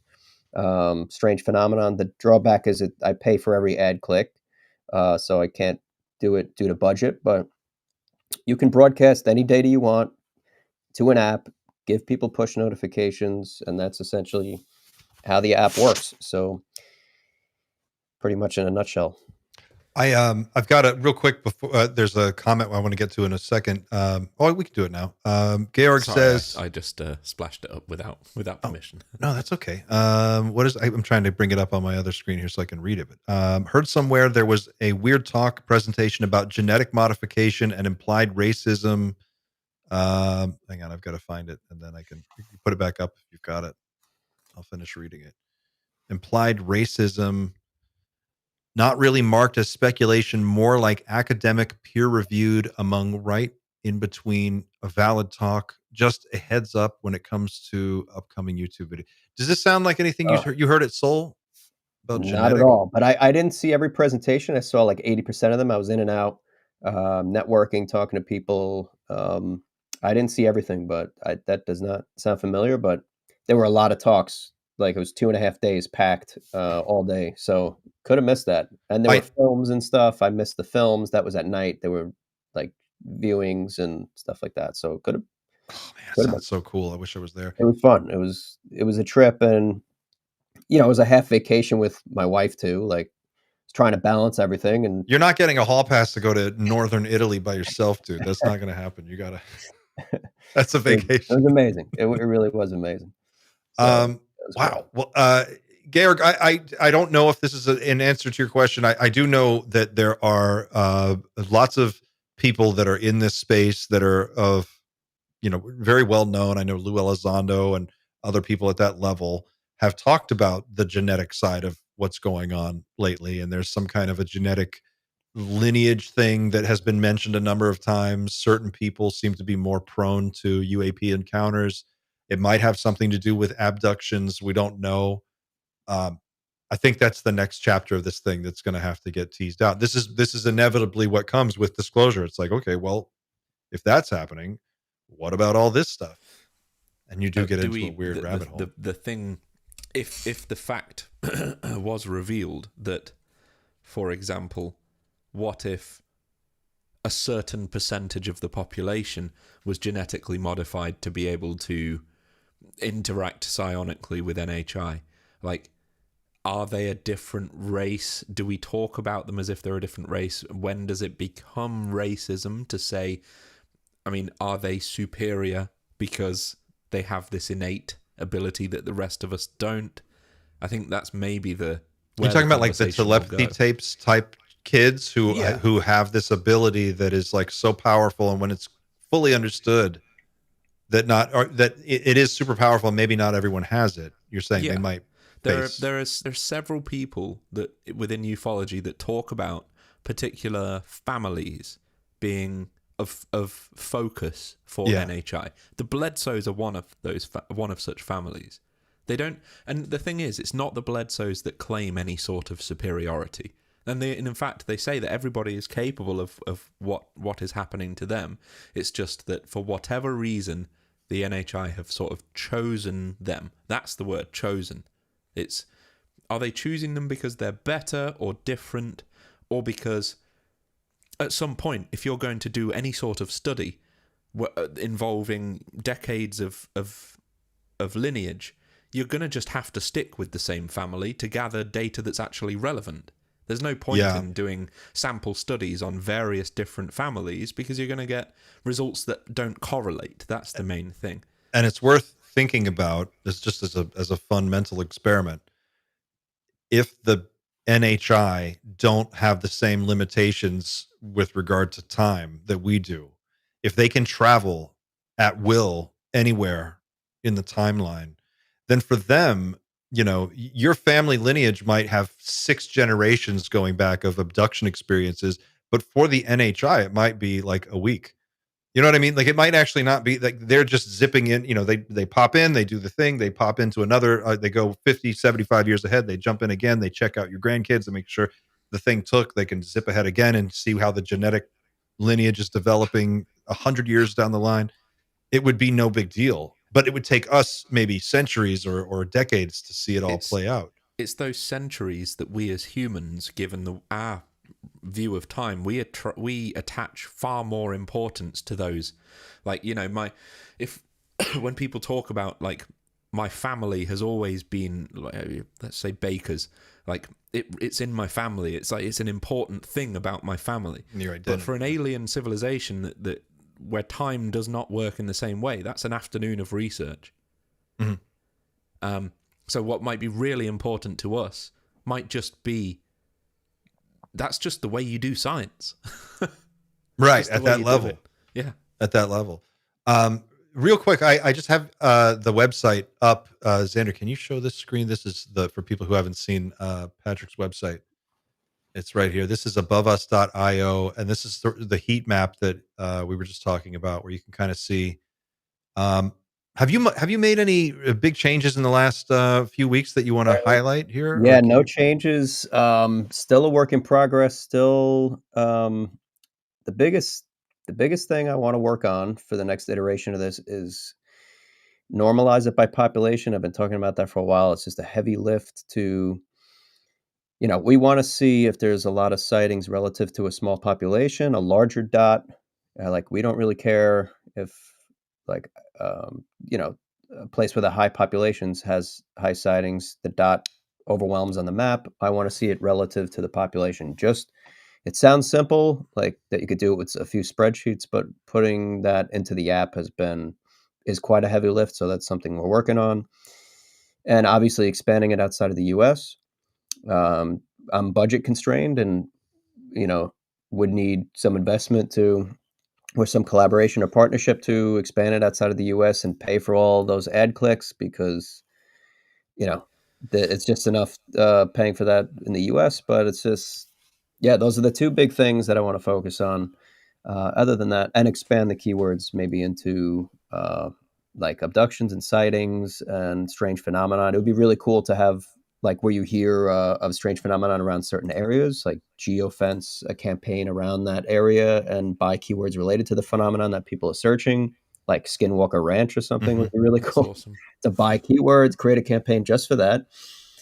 And it doesn't have to be through the app. I could do that on my own and maybe share the data, like just geofence a campaign around there and buy all these weird keywords, see what people actually search like every day. What kind of things are they seeing and telling Google?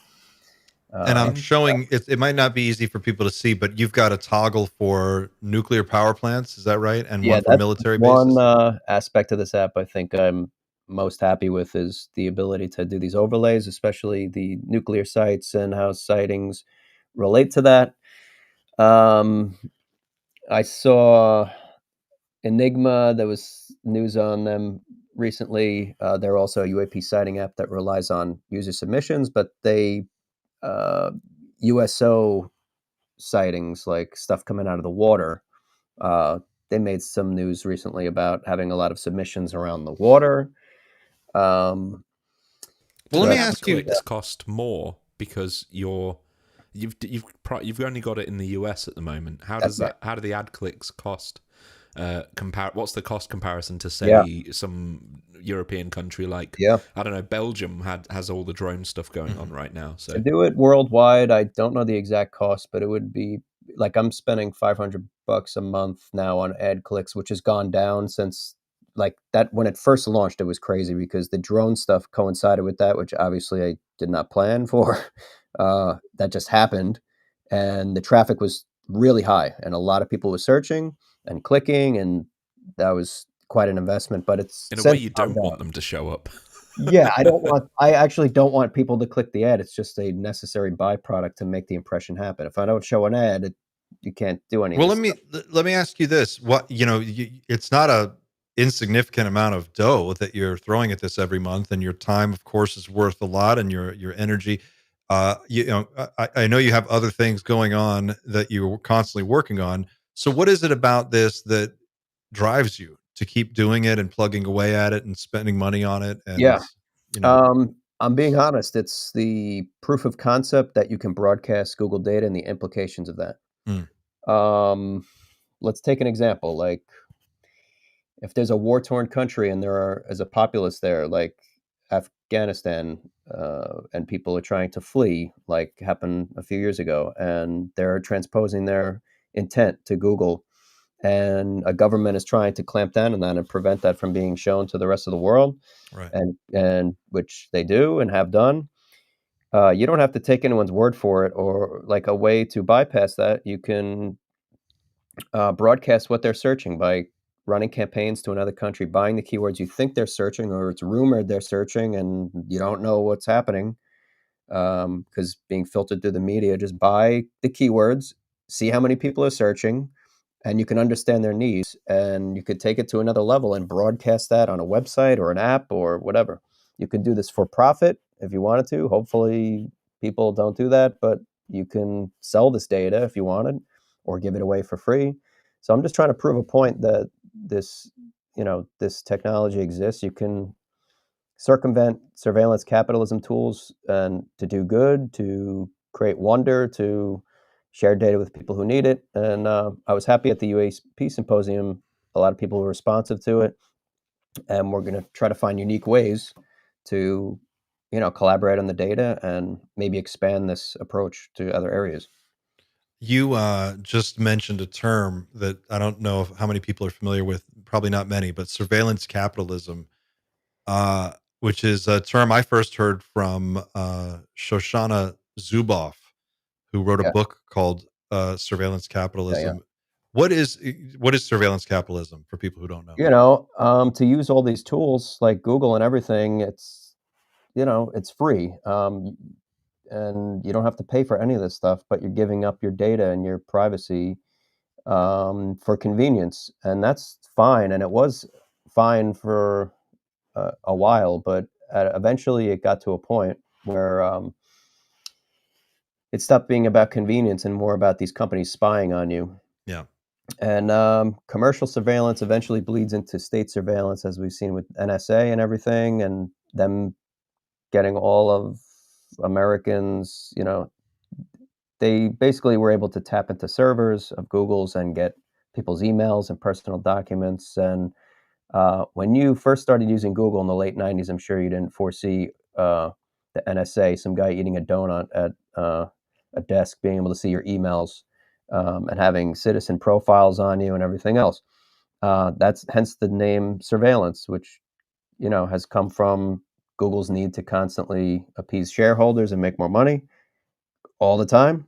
And we're at a weird um, precipice because search is dying. Yeah. Google search is on its way out. I don't know how long it has. Probably, I'd say like 5 more years as people turn to AI. Google's lost a lot of impression share already from people and their own AI results, Gemini stuff. And everyone I talk to just talks to ChatGPT now with questions, with medical stuff, with confessions, with whatever. We're not going to use Google probably as much as we do in the next few years.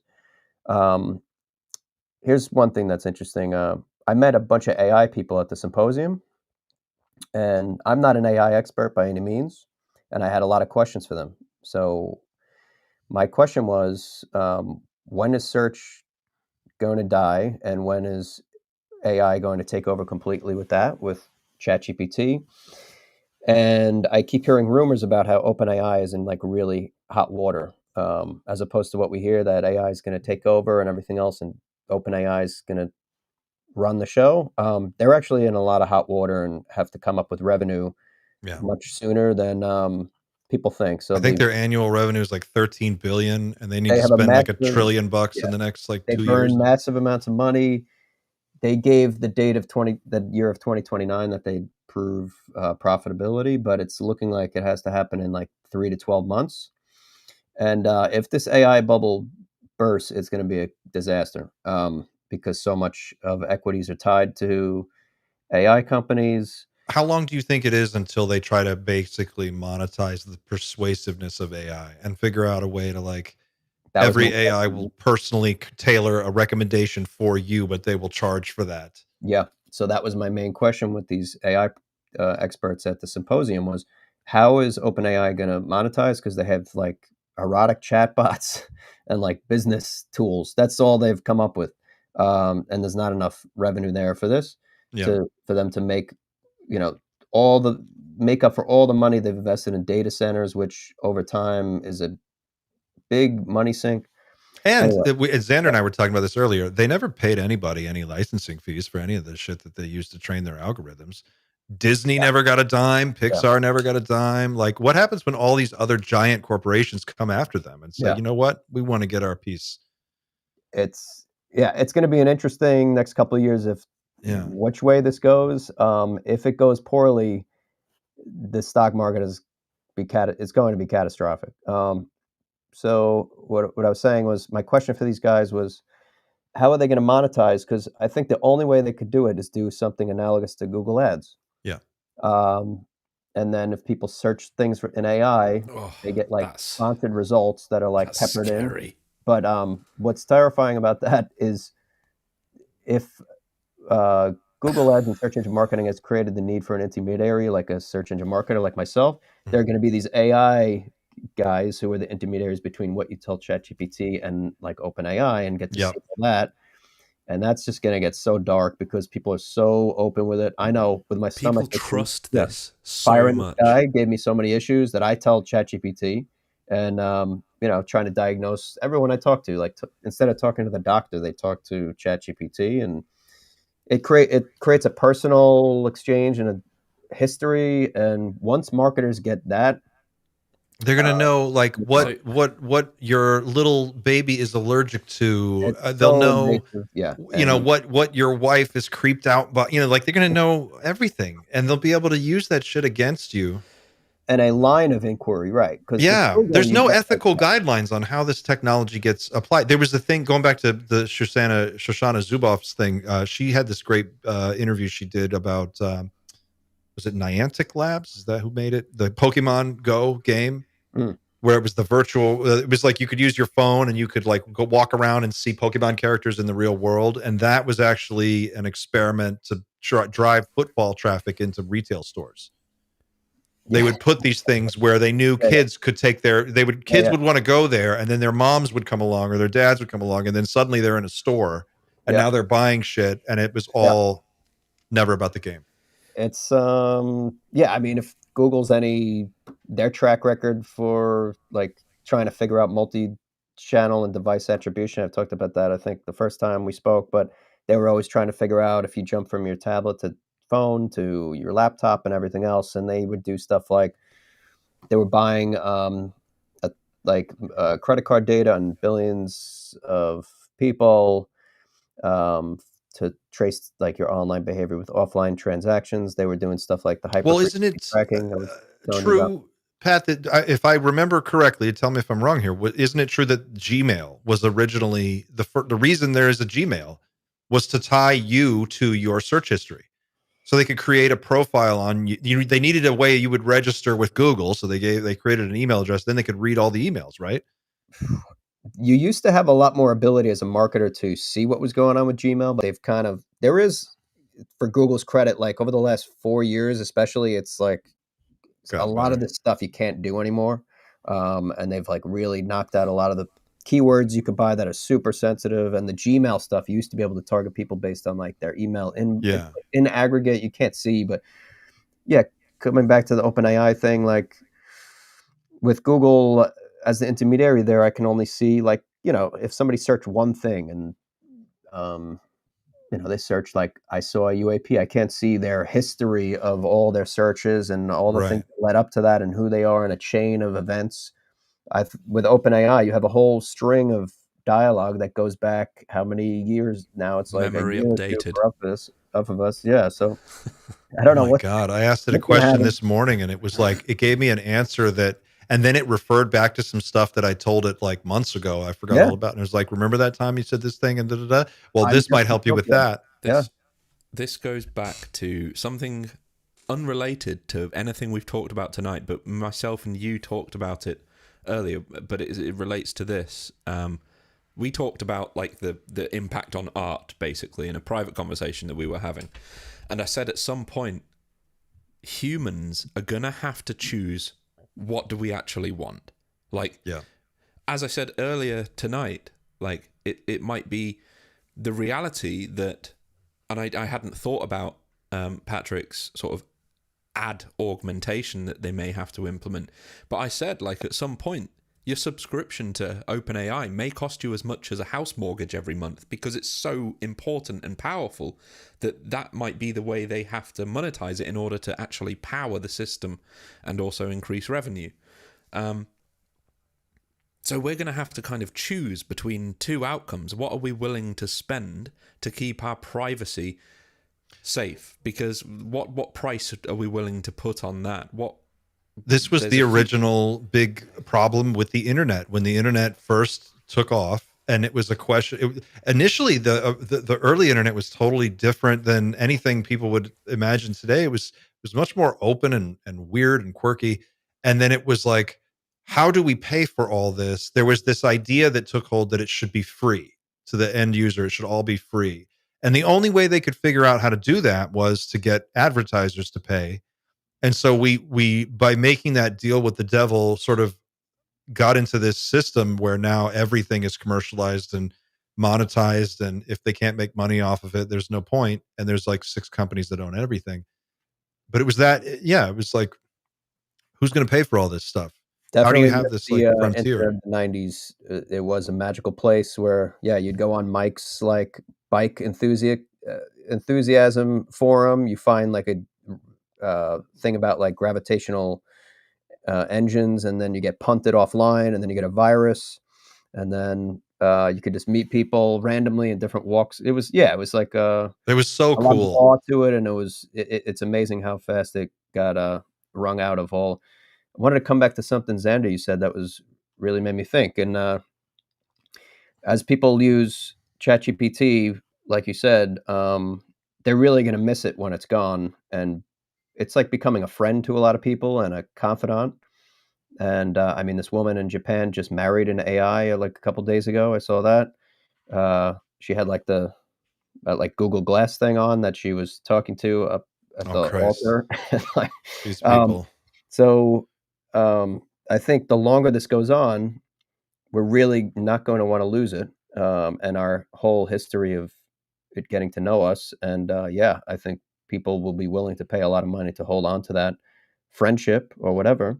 I, That's a good point. I think I'm more and more interested in this idea of like running your own AI locally on a small device like a Raspberry Pi or something. Or now that I just saw they're just now starting to come out with these standalone boxes that the AI lives on the box and doesn't access the internet. So everything you need for it is contained in this like safe little um Interesting. secure world, which is kind of cool. Um but yeah, like once you have a relationship with it and it kind of knows you, that's like it's like having an assistant that's really good and you've built a rapport and a relationship, and then they would leave and you're like, well, how do I get somebody who can really be that handy? I Yeah. could see Well, that. Yeah. or if people with like people are there's a lot of lonely people who don't have a lot of friends, and if Oh my you God. have a rapport with this thing over a few years, and it is there to This is how powerful yeah, these systems are. They're so powerful. They're literally yeah, driving people to psychosis. And it's not just a few people, it's a lot of people. yeah, I would, It's like yeah, that kind of power is not going unnoticed. Like there are people in boardrooms that are like, how can we make money off of that? Can we get these things to yeah. convince everybody to buy our car? I There's forget what podcast I saw a couple days ago, but someone was talking about Grok AI. I've never used that actually, but like the bot is uh, like a younger female bot that, and if you're a young man and you're talking like a teenager and you're talking to it, and it can distort your um, Oh my God. concept of like relationships and Yeah, the absolutely. natural course of that. Because if you have this bot that just is your friend and agrees with everything you're saying and is your confidant, and And it's really yeah, good at getting inside your head. And what if you're a 9 year, I have a son. What if when my son's 9 years old, do I want him on the internet interacting with an artificial intelligence that looks like a sexy anime girl? Fuck no. And it shouldn't even be legal. And there's got to yeah, be some guardrails on this stuff. Like you can't have that. It's going to drive people insane. It already exactly. is, but for sure, kids who are developing and don't understand what they're dealing with, you Yeah, they just just take it for granted that this stuff is there, and you can just talk to Siri and you can talk to your AI, whatever. yeah. But they don't understand what the cost is, and you that's so just said concerning. it's really good at getting inside your head. And have you guys seen Black Mirror? Oh yeah, Yeah. Or the latest season, series 7? I have not seen that one.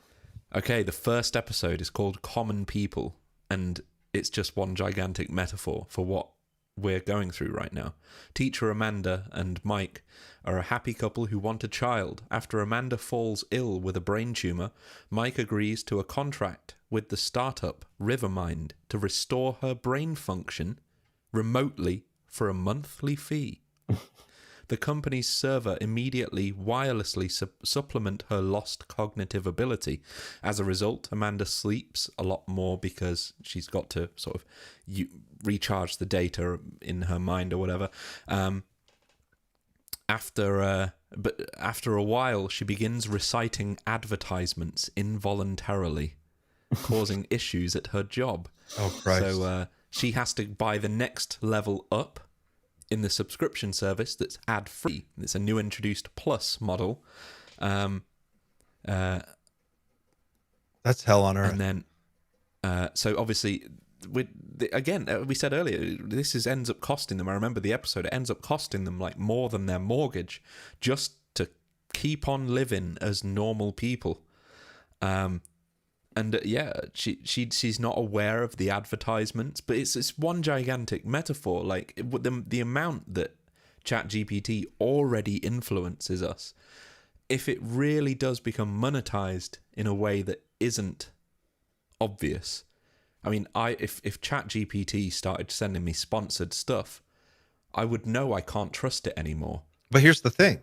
you're already getting it because the people who are already trying to sell you stuff are using these tools to sell it to you more effectively, right? Like I don't know a content creator, and I count myself among them, who doesn't go to ChatGPT or Grok or whatever and say, what is the title? Give me 10 titles for this video that are going to maximize engagement, right? Like everybody asks that. Well, if everyone's asking that, then, one, is it effective? And two, what are else?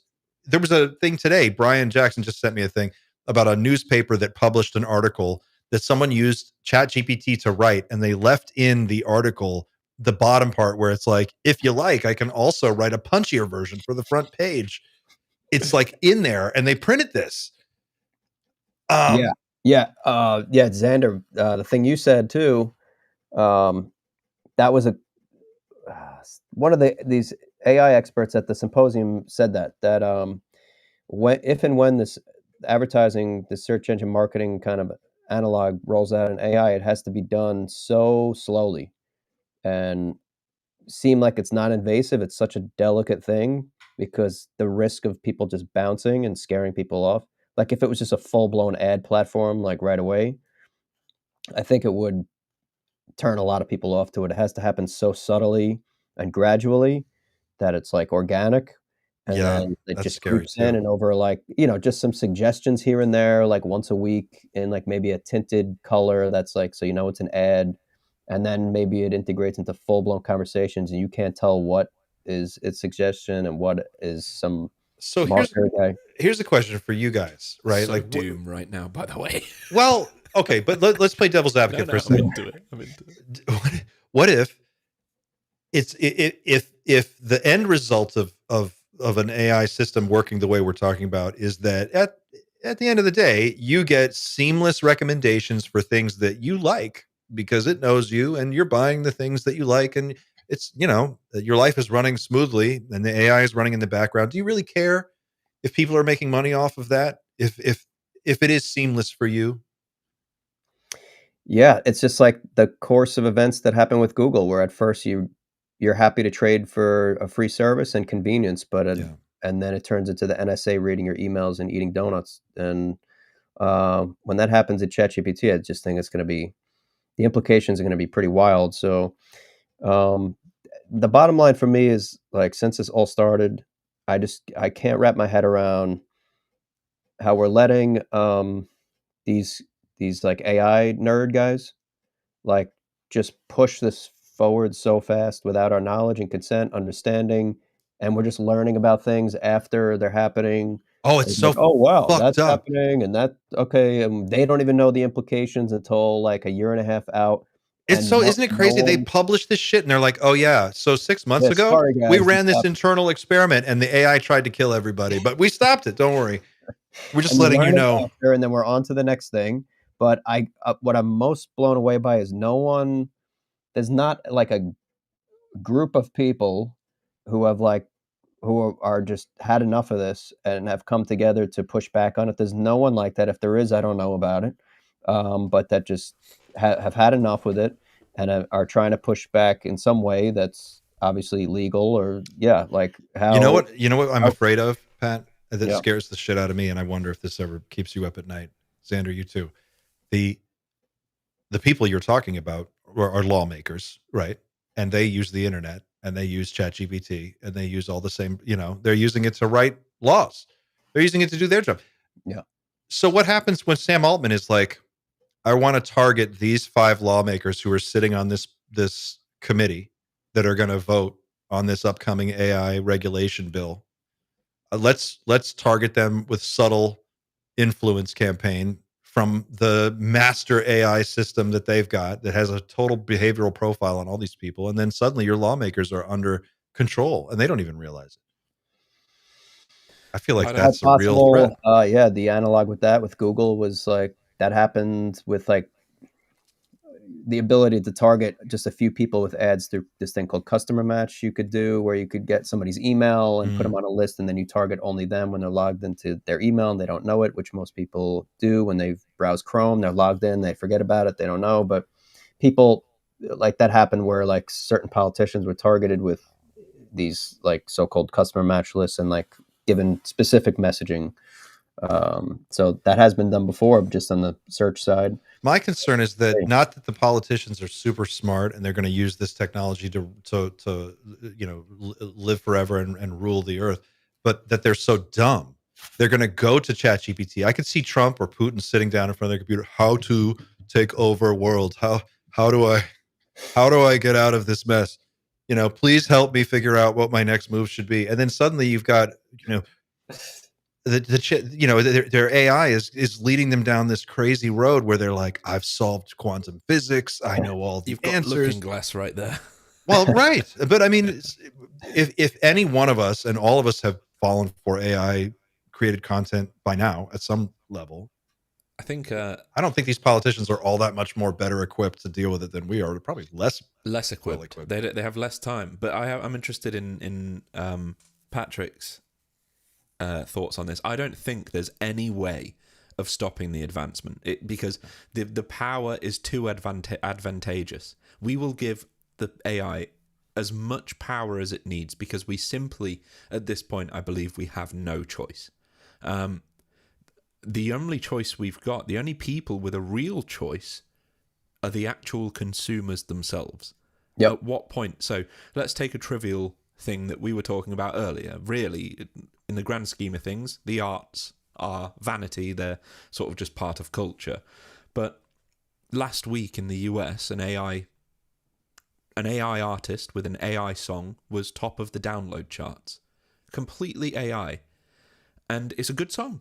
It's a great song. You even said yourself, I would like to listen to this. But at some point, we will have to decide what the art means. We have to decide what we actually constitute as music. Like, is it the meaning behind the music, or is it just the nice melodies and the superficial stuff that comes along with the meaning that the writers normally intend to attribute to the music itself? So I think at some point we're going to have to decide as consumers, what do we want? Do we want this level of invasion into...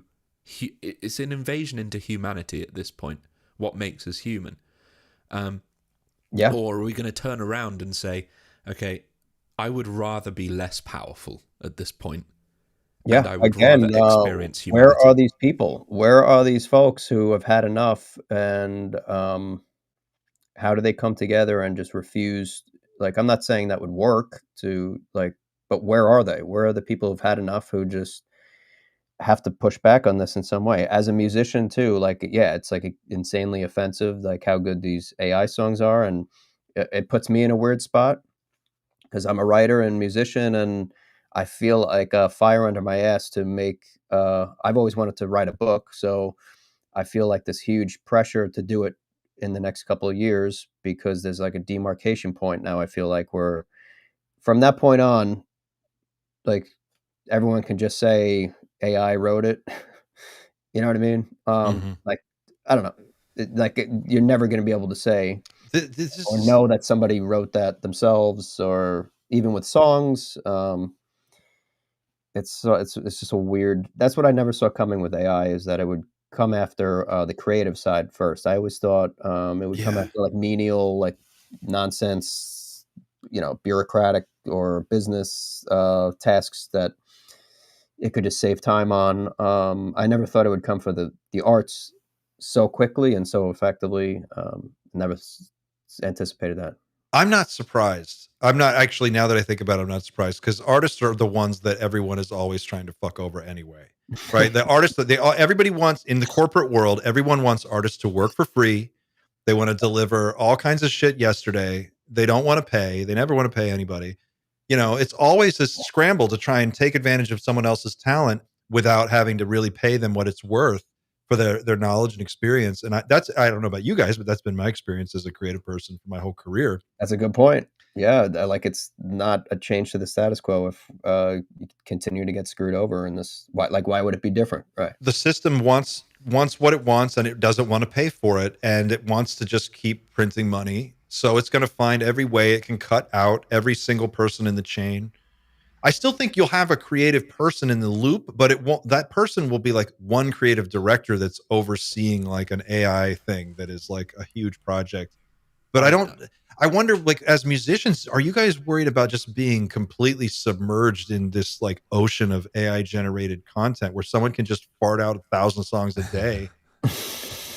Yeah, You know what I mean? Like, just from my um it was, yeah, I feel like a pebble in a waterfall, and I felt that way like 10 years ago yeah. or 15 years ago already. Like, how do you even, and things were so much easier then. I wish I like, all you had to do was put songs on YouTube back then. Like, it was a joke. I thought it was like, oh, this sucks. It's so oversaturated. Now to play the game of like getting streams on Spotify, it's a whole, I've spent like way too much time investigating that in the past of how to, you have to manipulate the algorithms of Spotify to get releases in a waterfall structure every 6 weeks and do this and that. And it's so mechanical that eventually, and you have to be a content creator on top of it if you want to, like, I didn't become a musician to make content. You know what I mean? Right. Right. I've just like lost a lot of interest in I love singing. Like, that's something I love to do and that'll never go away. But just so burnt out on like what has to be done now to get listenership, if that's what you're trying to do. You know? Xander, what's your you're in the same world. I mean, how do you feel Yeah, about so it? I'll at the risk of exposing myself just a little bit too much. My Don't day expose job. yourself. I'll be right back. Hang on. I'm here, but I'm just turning off my mic. Sure. I run a record company, as in I'm a Oh, label wow. manager. That's my Nice. job. That's my Wow. job. Wow. And I know where, I know AI is going to completely take over at this point. I know it will. And I'm, as this is what I mean. Like, it's too powerful.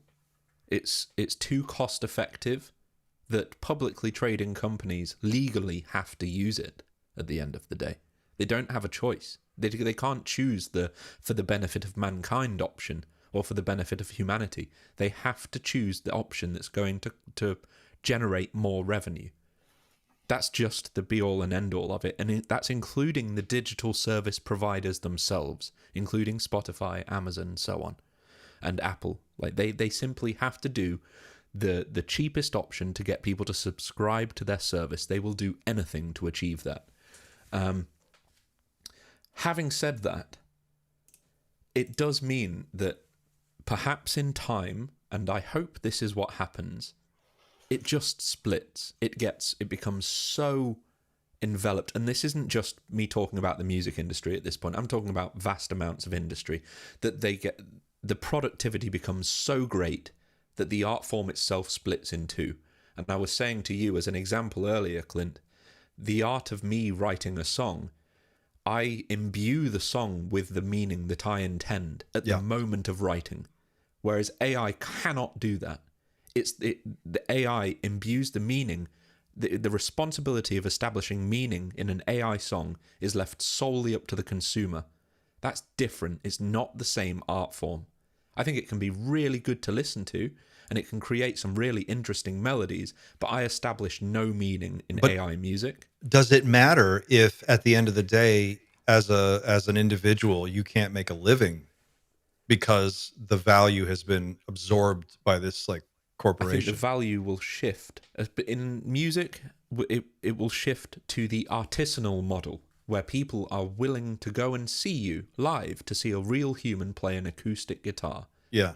And it will become a pastime that people love because it will be so novel. 20 years ago, you could go to any pub on a Friday night in the UK and it would be full of musicians just picking up guitars and playing. Yeah. It would be open mic somewhere in your village and you'd go down and you'd play and everybody would love it. But then it became oversaturated and people stopped doing it. When COVID hit, that was a big problem. And then AI, and then the music, the typical online musician is going to die. It is. Everyone's going to be creamed in this thing. Like, I'm a photographer. I teach photography. It's something I've done for 30 years, and I'm lost. Like, I put my fucking camera down. I don't know what to do with it. Like, in terms of as an artist, I take pictures of my kid and my family and people I care about. And there is, as you said, Xander, there's meaning imbued in it because of, the realness of that. When I but was in looking terms at of your like photography, there was meaning on that trip that I've seen the photos that you took. Those were real people.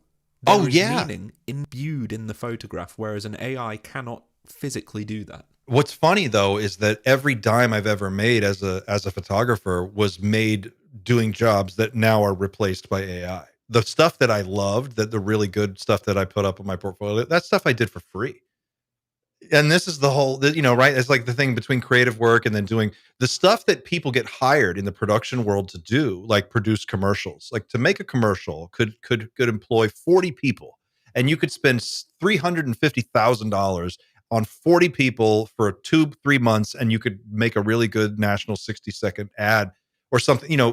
That's the kind of like budget and scale that this industry is dealing with on a project by project basis to make the content that goes on television and on the internet.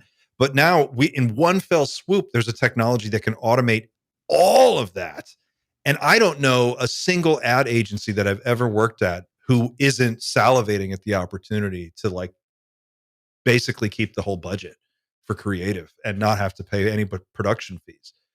And so like I wonder, it's different than the music world, but in terms of just like reorganizing the way we assign value to different things and how quickly all this stuff has to happen, the era of the artist who struggles to get by and is somehow able to like eke out a living, I wonder if that's in danger of being obliterated, or if AI somehow gives people a new foothold, if they're clever and scrappy and maybe have a new way to use it that makes sense. What Put it comes this out way. of it? For the album I did for Night Shift, I already knew that if I put it on Spotify, Apple, and try and just sell it and that's it, don't make it available for free, I'm just fighting a losing battle. Whereas the new model is here's the art that I offer. Sorry, hold on a second. My daughter's trying to come in. Here's the art that I'm putting out there for you. If you value it, you are welcome to pay me for it. And that's exactly what I did. I made it available for free, but people can offer to pay me if they would choose. And it was very successful. And I think that's something we could look at in the future as, again, not just the music industry, but it's asking humans to put the value on it. Sorry. I'm going to say goodnight to my daughter. Yeah, go say goodnight to your Yeah, last thing I was going to say is I think that something that can change or correct course with this is if AI doesn't live up to business potential, like it's looking like it might happen. Like I think I was reading this paper that the productivity of AI is kind of overblown, and companies are not reaping the benefits right now, as much as has been reported. I mean, projected. So if AI doesn't live up to the potential and the stock market takes that into consideration and equities respond to that, and we find ourselves in a disastrous situation with the stock market, like what happened with the internet, it might, the internet bubble, it might go a similar route where everything that people valued with the internet bubble like went turned upside down after the stock market crashed after that. What is your And sense of the likelihood of that happening? Do you think are you positive on it, or are you negative on the I don't near know. I term? think the goals are so lofty with AI, and the stocks are so overvalued, and we're in a runaway situation and they can't hit these goals. Likely, likely can't hit these goals. I think. Like a correction is obvious. Like there's going to be some Yeah, kind of there's I no think way it can just keep I going. think it's the internet bubble again. Yeah.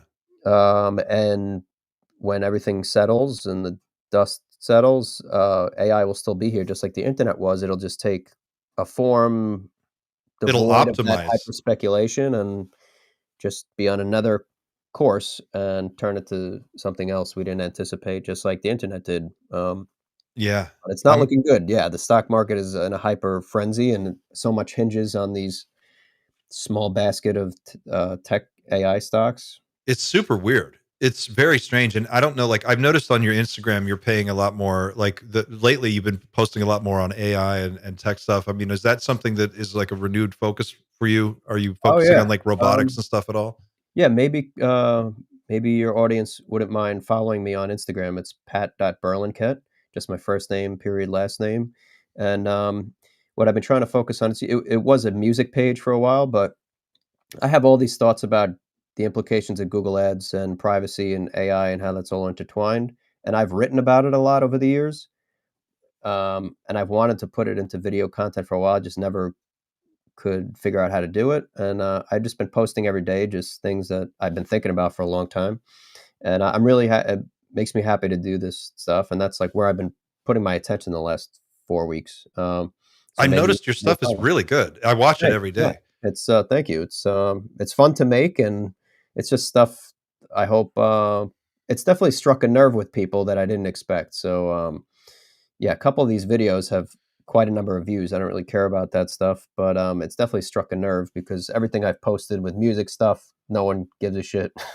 That's just no one's on social media to hear you play guitar, but these videos both on TikTok and Instagram have definitely struck a nerve, and this whole dialogues and conversation and these videos that I just step away. I post and ghost and let people Post and have ghost. it out. Especially with the things that strike a nerve with people are the conversations about how search engine marketers can see your searches and the extent tech companies do to surveil you and everything else. It's definitely affected people in a way I didn't anticipate. So I'm going to keep making them and posting them every day and keep that going.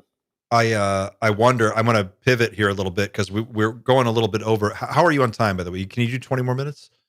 Yeah, I'm good. Xander, is that okay for you too? Yeah, I don't fine, want to fine. put you in a bind, but that'll just take us half an hour over our normal wrap time. But are you guys paying attention to any of the robotic stuff that's been going on lately? I'm going to share a video that I want to Sure. talk about, and let's see here. This is maybe Xander, you can put this up. This is Xpeng's newest humanoid robot. So this happened about 10 days ago. This was their big trade show. I'm going to turn the music down and just play this. This robot is the most realistic humanoid robot so far. And the reaction was off the charts. People thought it was for sure a human being in a suit. And then they took it apart on stage and showed what it looks like inside. And the reason I want to show this is not only that all that stuff was fascinating anyway, but they also gave it a booty, which is kind of interesting. It's got a little like booty on it. It's kind of like a weird design choice. But this is moving really fast. I think I geek out about it once a week. I feel like I sound like a broken record to people who watch this channel, but I also feel like there's no ignoring it anymore. We're living in a really weird moment. What do you think about what we're seeing as this stuff starts to really take off? Here, I'll share another one while you discuss this. Here, check this out. I feel like watching the movie I, Robot back, we've advanced in the machinery that goes behind robotics, the brains of robotics, faster than is portrayed in iRobot. iRobot's quite a futuristic film, or everything alongside the robots seems to be quite ahead of its time, whereas I don't feel like we're in that time.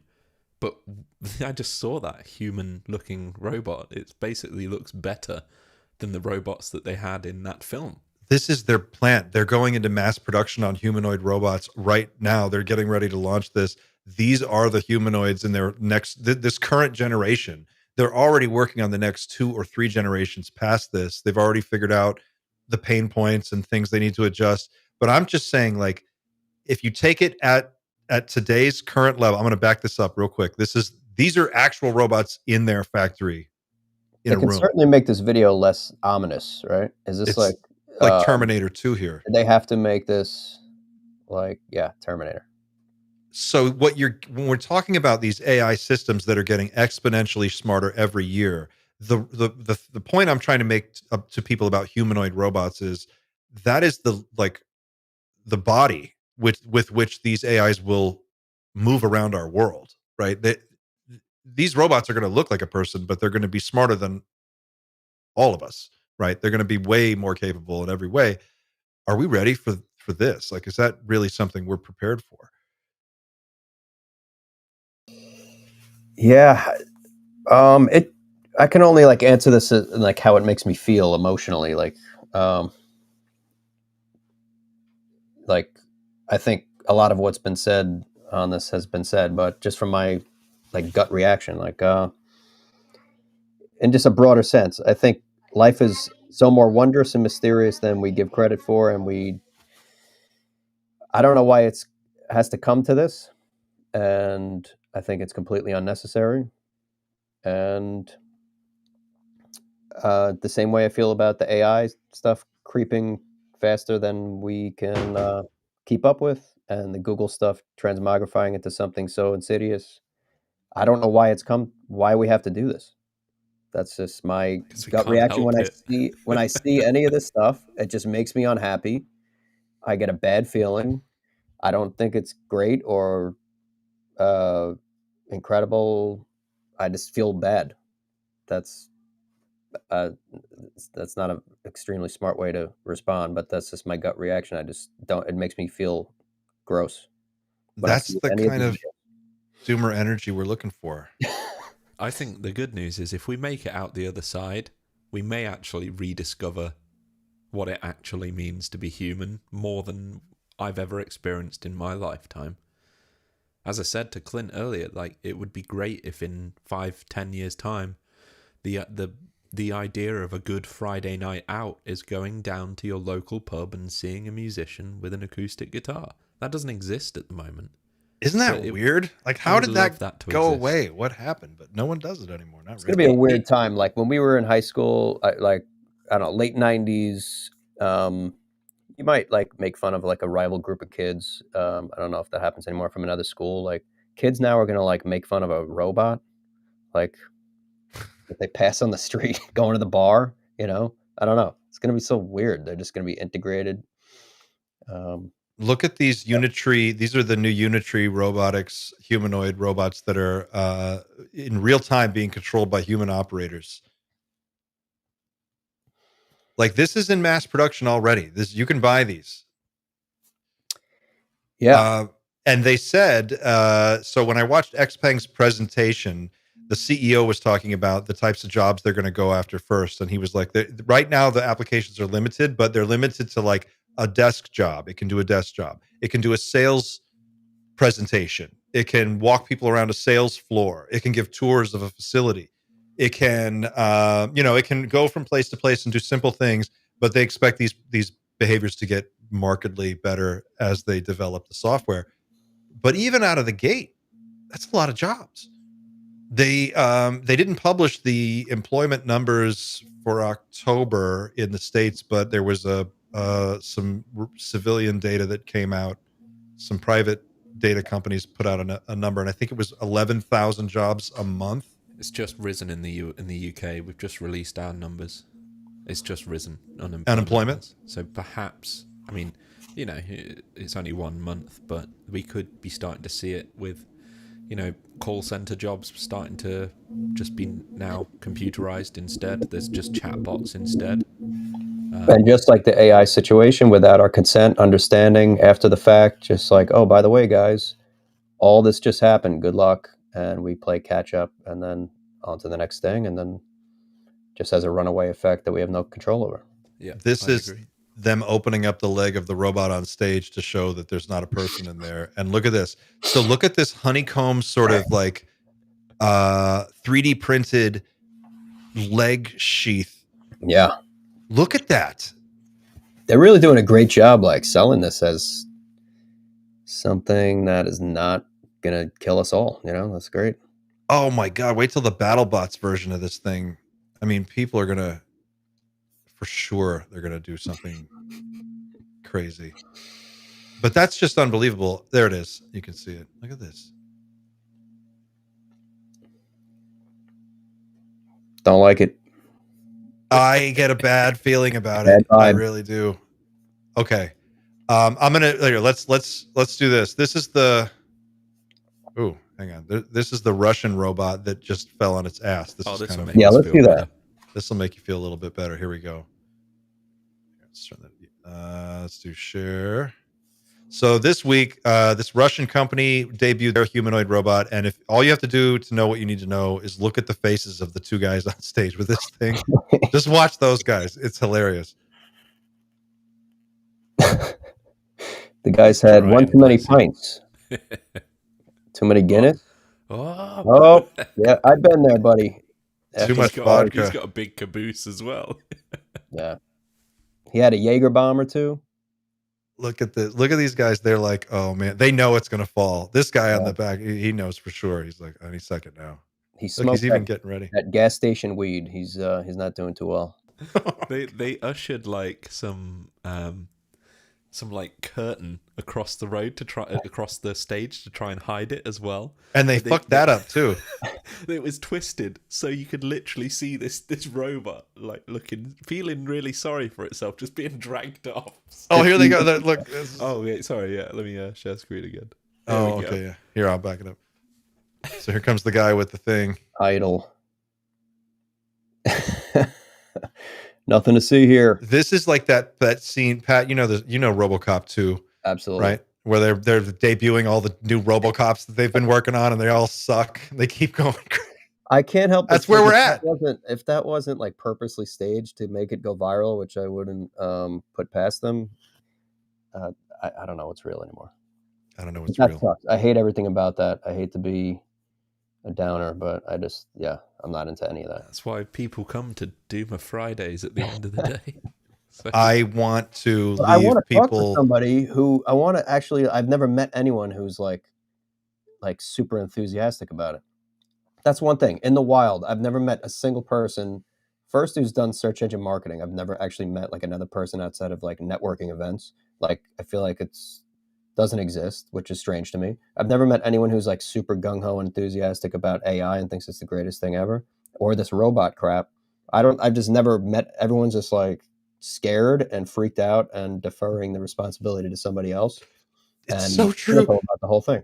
I'm so glad you said it that way. I swear to God, the other day I was thinking it, but I couldn't quite verbalize what the feeling was. And I was like, if I could go back in time and tell my younger self like what the future is like, I don't know that I would want to know.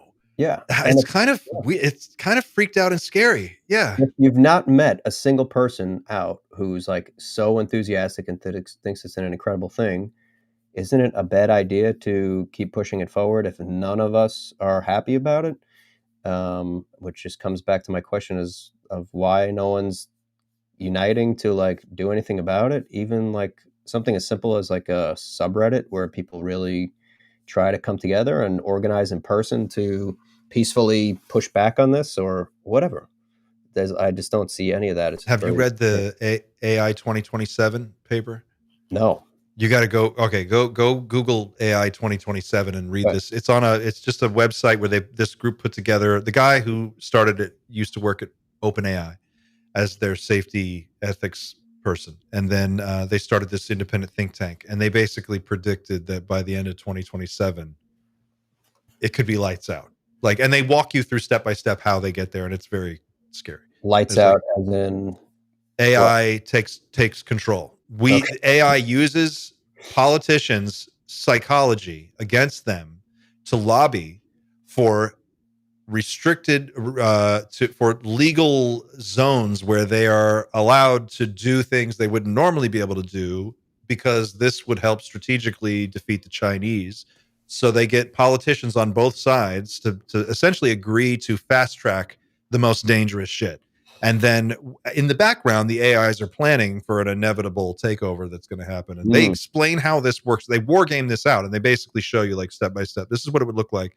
This is what you would see on the outside. And by the end of 2027, it could wrap itself up and be over. Crazy. You know, this gives me all this enthusiasm about this topic gives me an idea to run a campaign, maybe for like 30 days. Like target the whole US and buy keywords like, will AI kill us all? Will AI take our jobs? See how many people, see how many people actually search this. I'm assuming it's like hundreds of thousands of people. Make a heat map of who they are, how old they are, how much money they make, where they work, how many people in the US actually are freaked out about this, and just like put that on blast. Like, hey, millions of people don't want this to happen. It'd be interesting to see that year on year going Yeah, forward. over Like, time, and where they are, what countries they're in, how it relates to like news stories. You could make a script with AI like took my Google job. alerts, and when news stories come out that are pessimistic about it, how does that change people's search behavior? I think you're going to see one of the big use cases for AI in the initial phase is going to be convincing us that it's worth letting them go and develop it unregulated, and that's what they're going to do. There's a just to seal in the doom for one last time. Oh, I still have a Dan Burrish thing I want to share with you guys. Oh, great! No, yeah, full of doom. There's an insect trait called autothesis. There are certain insects that will exhibit behavior that is detrimental to their own survival, and it's just pure instinct. So when we say like, why are we still doing this? Why are we still soldiering forward? Why are we still trying to explore this? Maybe it's just autothesis. We can't help ourselves. There's the praying mantises more often than not. After the male has mated with the female, it's eaten by the female. It makes sense for the male survival-wise to not mate with the female, but it does it anyway because it can't help itself. Maybe we're just this is like a mass self-destruction writ large, and we're just like subconsciously want to push ourselves towards this and just let someone take the wheel to drive us off a cliff, and let Jesus take the wheel. Let Sam Altman take the wheel and hold on. Hold on. I love how in the same breath he's like, he'll say some shit like, yeah, it's probably going to kill everybody, but it'll create some really valuable companies. I have a good radar with people. I get like, with Sam Altman, I get like weird vibes in like a few seconds. I get freaked out. All these guys, they all look like they're hybrids. They freak me out. Like if I saw Sam Altman in an alley, and I didn't know who he was, I'd go catatonic. I don't know what straight up, dude. I do think this from time to time. I look at Zuck and I look at Sam and all these guys, Elon too, all of them, and I'm like, it's like they live. I'm looking at them and I'm like, something is not. You are not like the others around here. I can't prove it, but it feels right. It really weirds me out. Mr. Justin, one of our mod squad, says a question. I just wanted to put this up really quick. He said in the super chat, the fact that Tesla cars are recording 100% of the time and Tesla employees have access to the data and made fun of people and whatnot. I definitely do not want of these robots in my house. Passive listening. Can we try an experiment? If everybody listening, the question I'm most asked in this field is like if our phones are listening to us passively, and there have been weird situations like everybody where you're talking about something ridiculously nuanced and then you see an ad for it. Maybe if we all say World War II medals, let's see how many people see ads for World War II medals, but don't search it, because that you want to know breaks it. If we just say it around your phone. Medals, MED, or metals? Yeah, like World War II medals. Let's say medals. That's so nuanced, like like counterfeit or replicas of metal. So just say it out loud. Yeah. Let's just say it to the phone and then report back in a week how many ads. I'm going to do it right now. If any of you have seen ads without searching it, because then that phone is locked. World War II medals. Let's see. World War II medals. See if you see it and don't search it. And let's see. Just an experiment. Everybody loves how doom you are, Pat. You have that doomer energy. I got a doom vibe lately. It's great. It's. I came back from Italy and I saw just Burger Kings and KFCs and McDonald's when I came back. You still had the taste of gelato. My doom vibe has been on point. Man, I want to move to Italy. My wife's mother is from northern Italy, so it's like something that they always talk about. My first time, I lived in Ireland in my 20s. That was amazing too. Just a different vibe, but Italy. The guy I want to introduce you to is an Irish astronomer who's awesome. Tracking UAPs. So he's I lived in Dublin for a while. It was great. Loved it. Okay, I hate to do this, but I've got a hard pivot to this last thing. It's a 5-minute clip I want to share with you guys, and I need to tell everybody who's watching what they're in for, because this is something that I've been working on. And I'm driving Xander and Dan and Pavel crazy because I keep telling them all about it, and they're just like, all right. But I'm working on this long, deep dive video into Dan Burish. And for those of you who followed this channel for any amount of time, you know this is one of those weird cases that I can't look away from. And it's like the longer you stare at it, the more it pulls you in. I can't prove it, but my sense is, and I'm going to leave some wiggle room here, that this guy is one of the most important whistleblowers that most people have never, ever heard of. Straight up, point blank, people ask about firsthand witnesses who have been inside the rooms and done the thing and seen the stuff. Dan Burish is, if he is to be believed, he is one of those guys.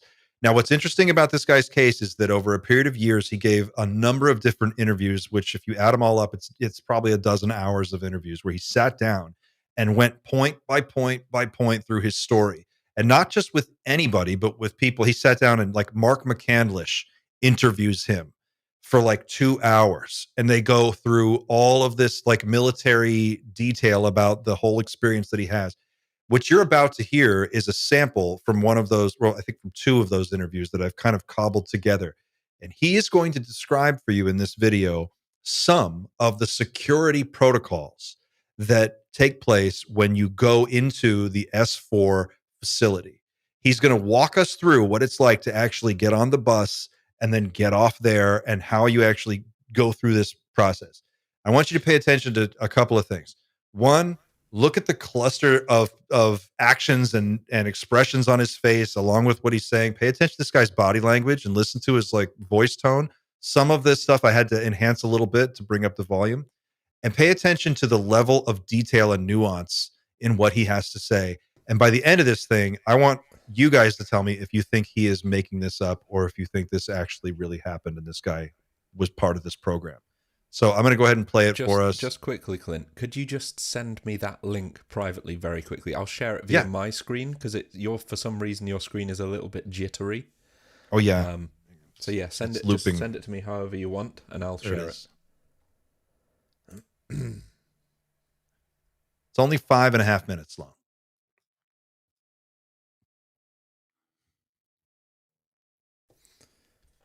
Just let me know where you've sent it to. Oh, I sent it in our private chat.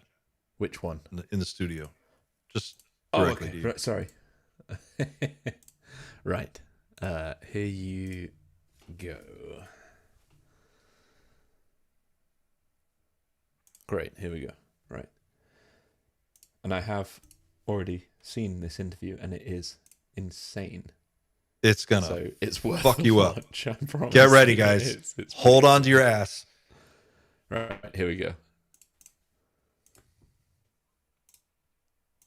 5 years ago, our historic first view of the newcomer's ship. There was a white bus, a gray-white bus, sitting there off to the left. He said, "Over there." I said, "Why aren't we?" "No, over there." That's when I was taken down to Papoose for the first time. Got into this bus, and they told us shades down, and so we actually helped in closing the shades in the bus.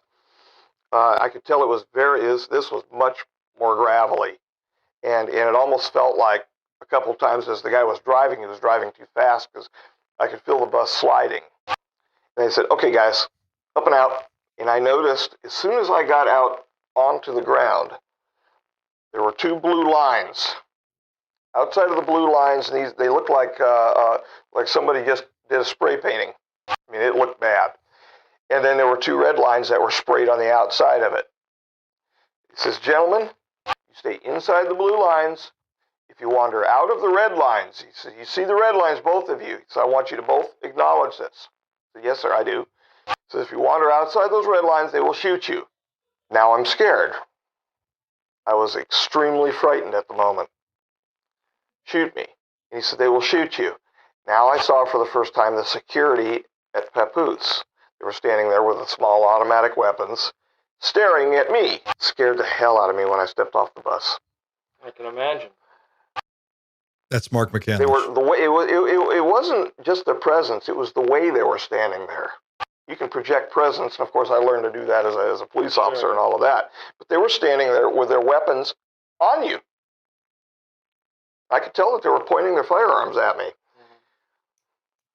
So we got off, and no bravado at this moment, and we followed our way up around to the right. It actually looped a little bit and around to the right to a door where one of the officers was standing at the door. The door appeared like it was inset.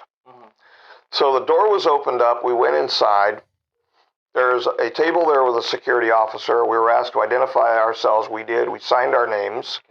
We were asked to put our social security numbers and date of birth on there as well. Photographs were taken of us at the time, actual Polaroids. From there, we were escorted in past what was called a hand scanner. We actually placed our hand on a scanner. Didn't see anything rolling over it, no light, no nothing like that. It was just a flat black screen. A door was then opened from the left to the right, and this is a sliding door from the left to the right, and we went through what appeared almost like an archway. And we were escorted around to the right immediately and down to a nurse's office. Well, we are getting into it here. Down to a nurse's office. There was a male nurse present. He asked us to strip down, which we did. So you're buck naked at this point? Or are you Yes, sir. You're down to your skivvy? No, he had us buck naked. Every time into the facility, you are stripped down to your birthday suit I was. There was never a time that I walked in with my clothing that I ever got by 2 guards with firearms in back of me, the male nurse in front of me, and went anywhere past that with my own clothing. Now here's my next question. Did they weigh you coming and going? I was getting there. Okay. We get weighed 3 or 4 times in this facility.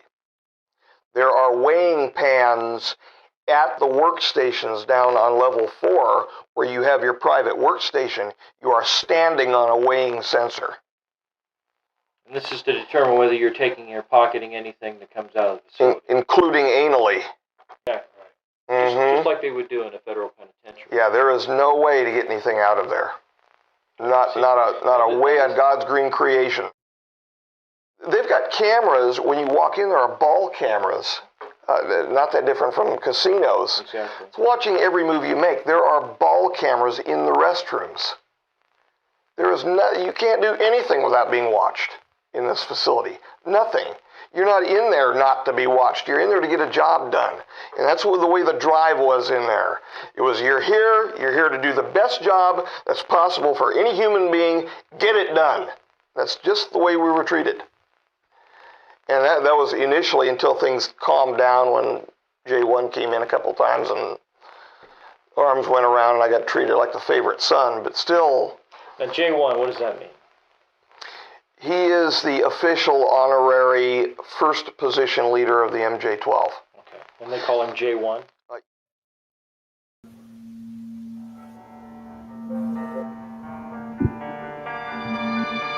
So you could stop it there.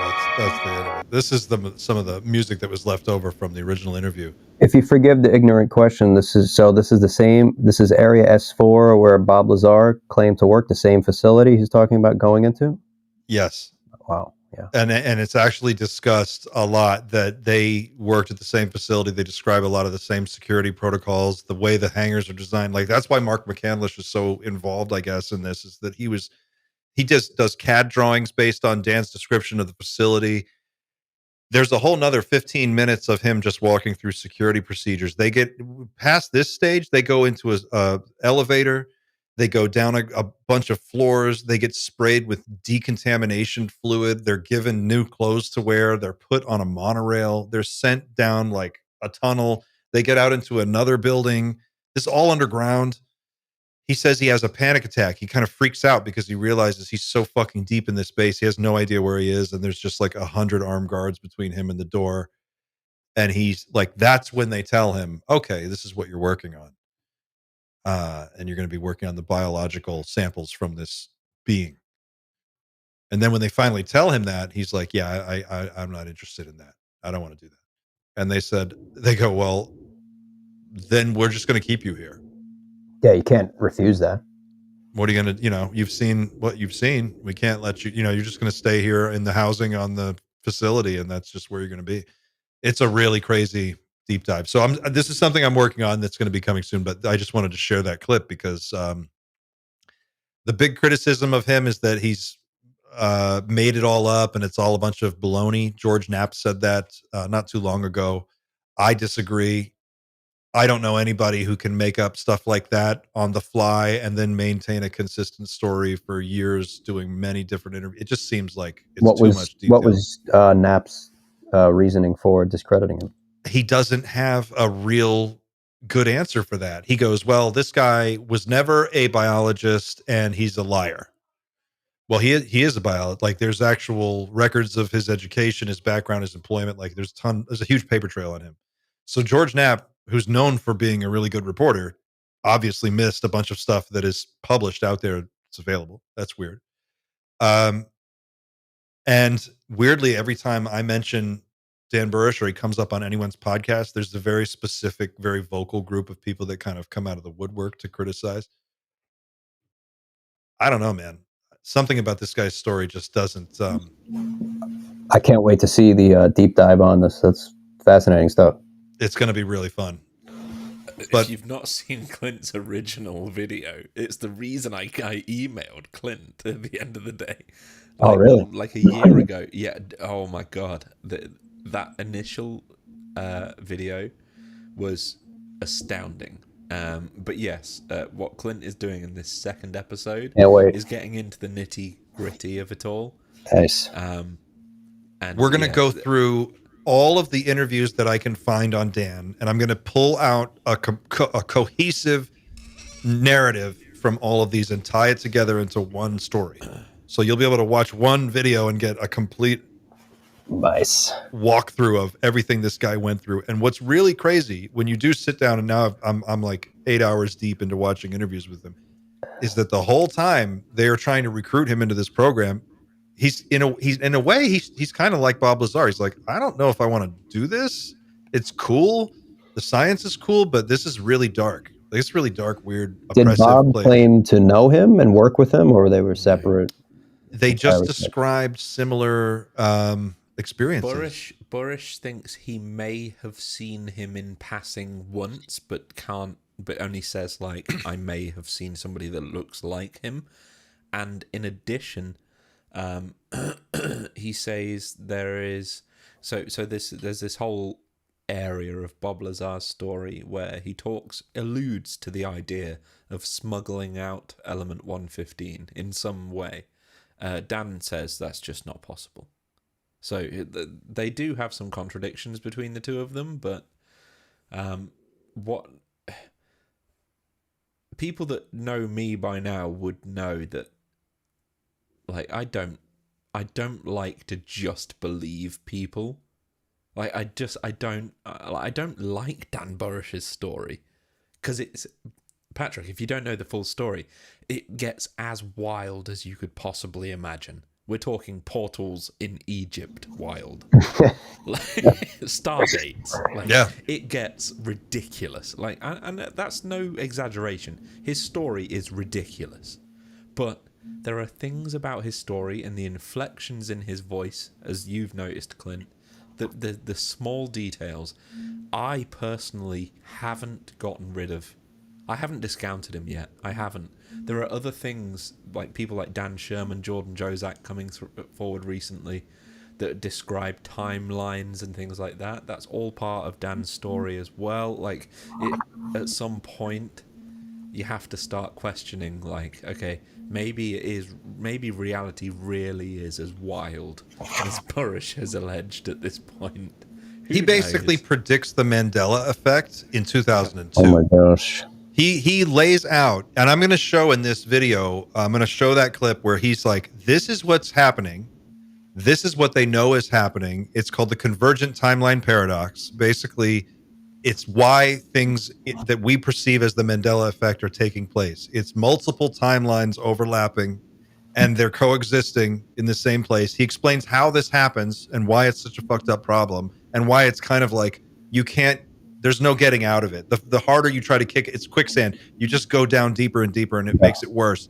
And that's the real problem. And as the whole time he's explaining, he's like, guys, he's telling you, he's like to the camera, he's like, I didn't fucking believe it either. I thought this was bananas. I could not wrap my mind around it. I still can't believe it's real. Oh man. But this is what is in the fucking book. This is what's in the DTIC manual. This is what's in the briefing material. This is what I worked on. And somehow I think this guy got out. I think he talks about being authorized to some degree to like come forward or allowed to come forward. They didn't kill him. He was allowed to come forward. He puts out this information and then he is promptly forgotten about, and no one ever talks about him for like 15 more years, 20 years. Yeah. I don't know when it comes up again. Experience the same blowback as Bob with the harassment and threats and. What's weird about Bursch is he never reemerges. He goes into hiding essentially. Yeah, he runs this crazy website. What I couldn't tell how old that video is. That like from the 90s, 80s, and 90s. The interviews I'm looking at are from between 2002 and 2010 or 12, somewhere in there. For those asking in chat, Dan Bursch is still alive. He is. Still I was alive, wondering the same thing. Dan lives. Alive, yeah. Hashtag Dan lives. Well, hashtag J-Rod. This video is going to be a banger. I can't wait to see what you put together. I already talked to Xander. I was like, it might need its own score. And he was like, hold my beer. Send me the clip. Yeah, I'm waiting. I know. I know it too. All right, guys. I guess we should wrap it there. You've Clint, thanks so much. Enough. And Xander, thanks for the opportunity. It was awesome chatting. You're welcome anytime. Hope I brought the doom for everybody and ruined your Friday. Good luck, guys. Thanks, Pat. Have a good weekend, my friend. Thanks a lot. I'll see you on the Instagram. And Xander, anything you want to leave the people with before we wrap? No, I've got a video coming out in a quarter of an hour, in 15 minutes. So if you're going to bed, yeah, go and take a listen. It's part 2 of a very, very long journey I've been on. A very long week as well. So yeah, please go and enjoy. And yeah, that's about it. That's it, guys. All right, we'll see you next week over to Dreamland Motel. Check out Xander's new video, and we'll catch up with you next time. Until then, take care of yourselves and each other, and keep looking up.